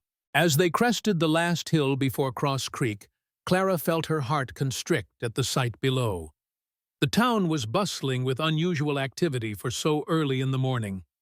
People converged on the central square where a platform had been erected overnight. A platform with a single upright beam and a crossbar. A gallows. Clara's blood ran cold. They were building a gallows in broad daylight, not even pretending this would be a fair trial with a considered sentence. Harlan Coyle intended to hang Thatcher Reed before noon evidence, and justice be damned. "They're not even waiting for the trial," she whispered in horror. Jenkins's face hardened. "Change of plans," he said grimly. "We move now. No more waiting." The marshals exchanged glances, hands moving to weapons.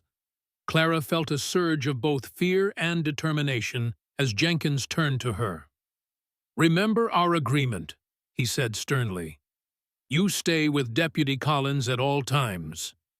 First sign of serious trouble, you retreat." Clara nodded, though in her heart she knew she would not leave without Thatcher, whatever the danger. "Let's go!" Jenkins ordered, urging his horse forward. "Time to remind these people about real law." As they rode toward Cross Creek, Clara touched the red ribbon tied around her wrist. Thatcher's gift, her promise of freedom. She thought of everything that had brought her to this moment. The auction block in Bellstone, the quiet strength of freedom's edge, the desperate flight through the Texas wilderness, and the evidence now secure with Jenkins and Judge Federale. Whatever happened next, she knew one thing with absolute certainty. She was Clara Reed, not property to be sold or silenced, but a person with a name, with rights, and with the courage to stand for both. And stand she would, beside the man who had taught her what freedom truly meant. End of Part 5. Conclusion of the story.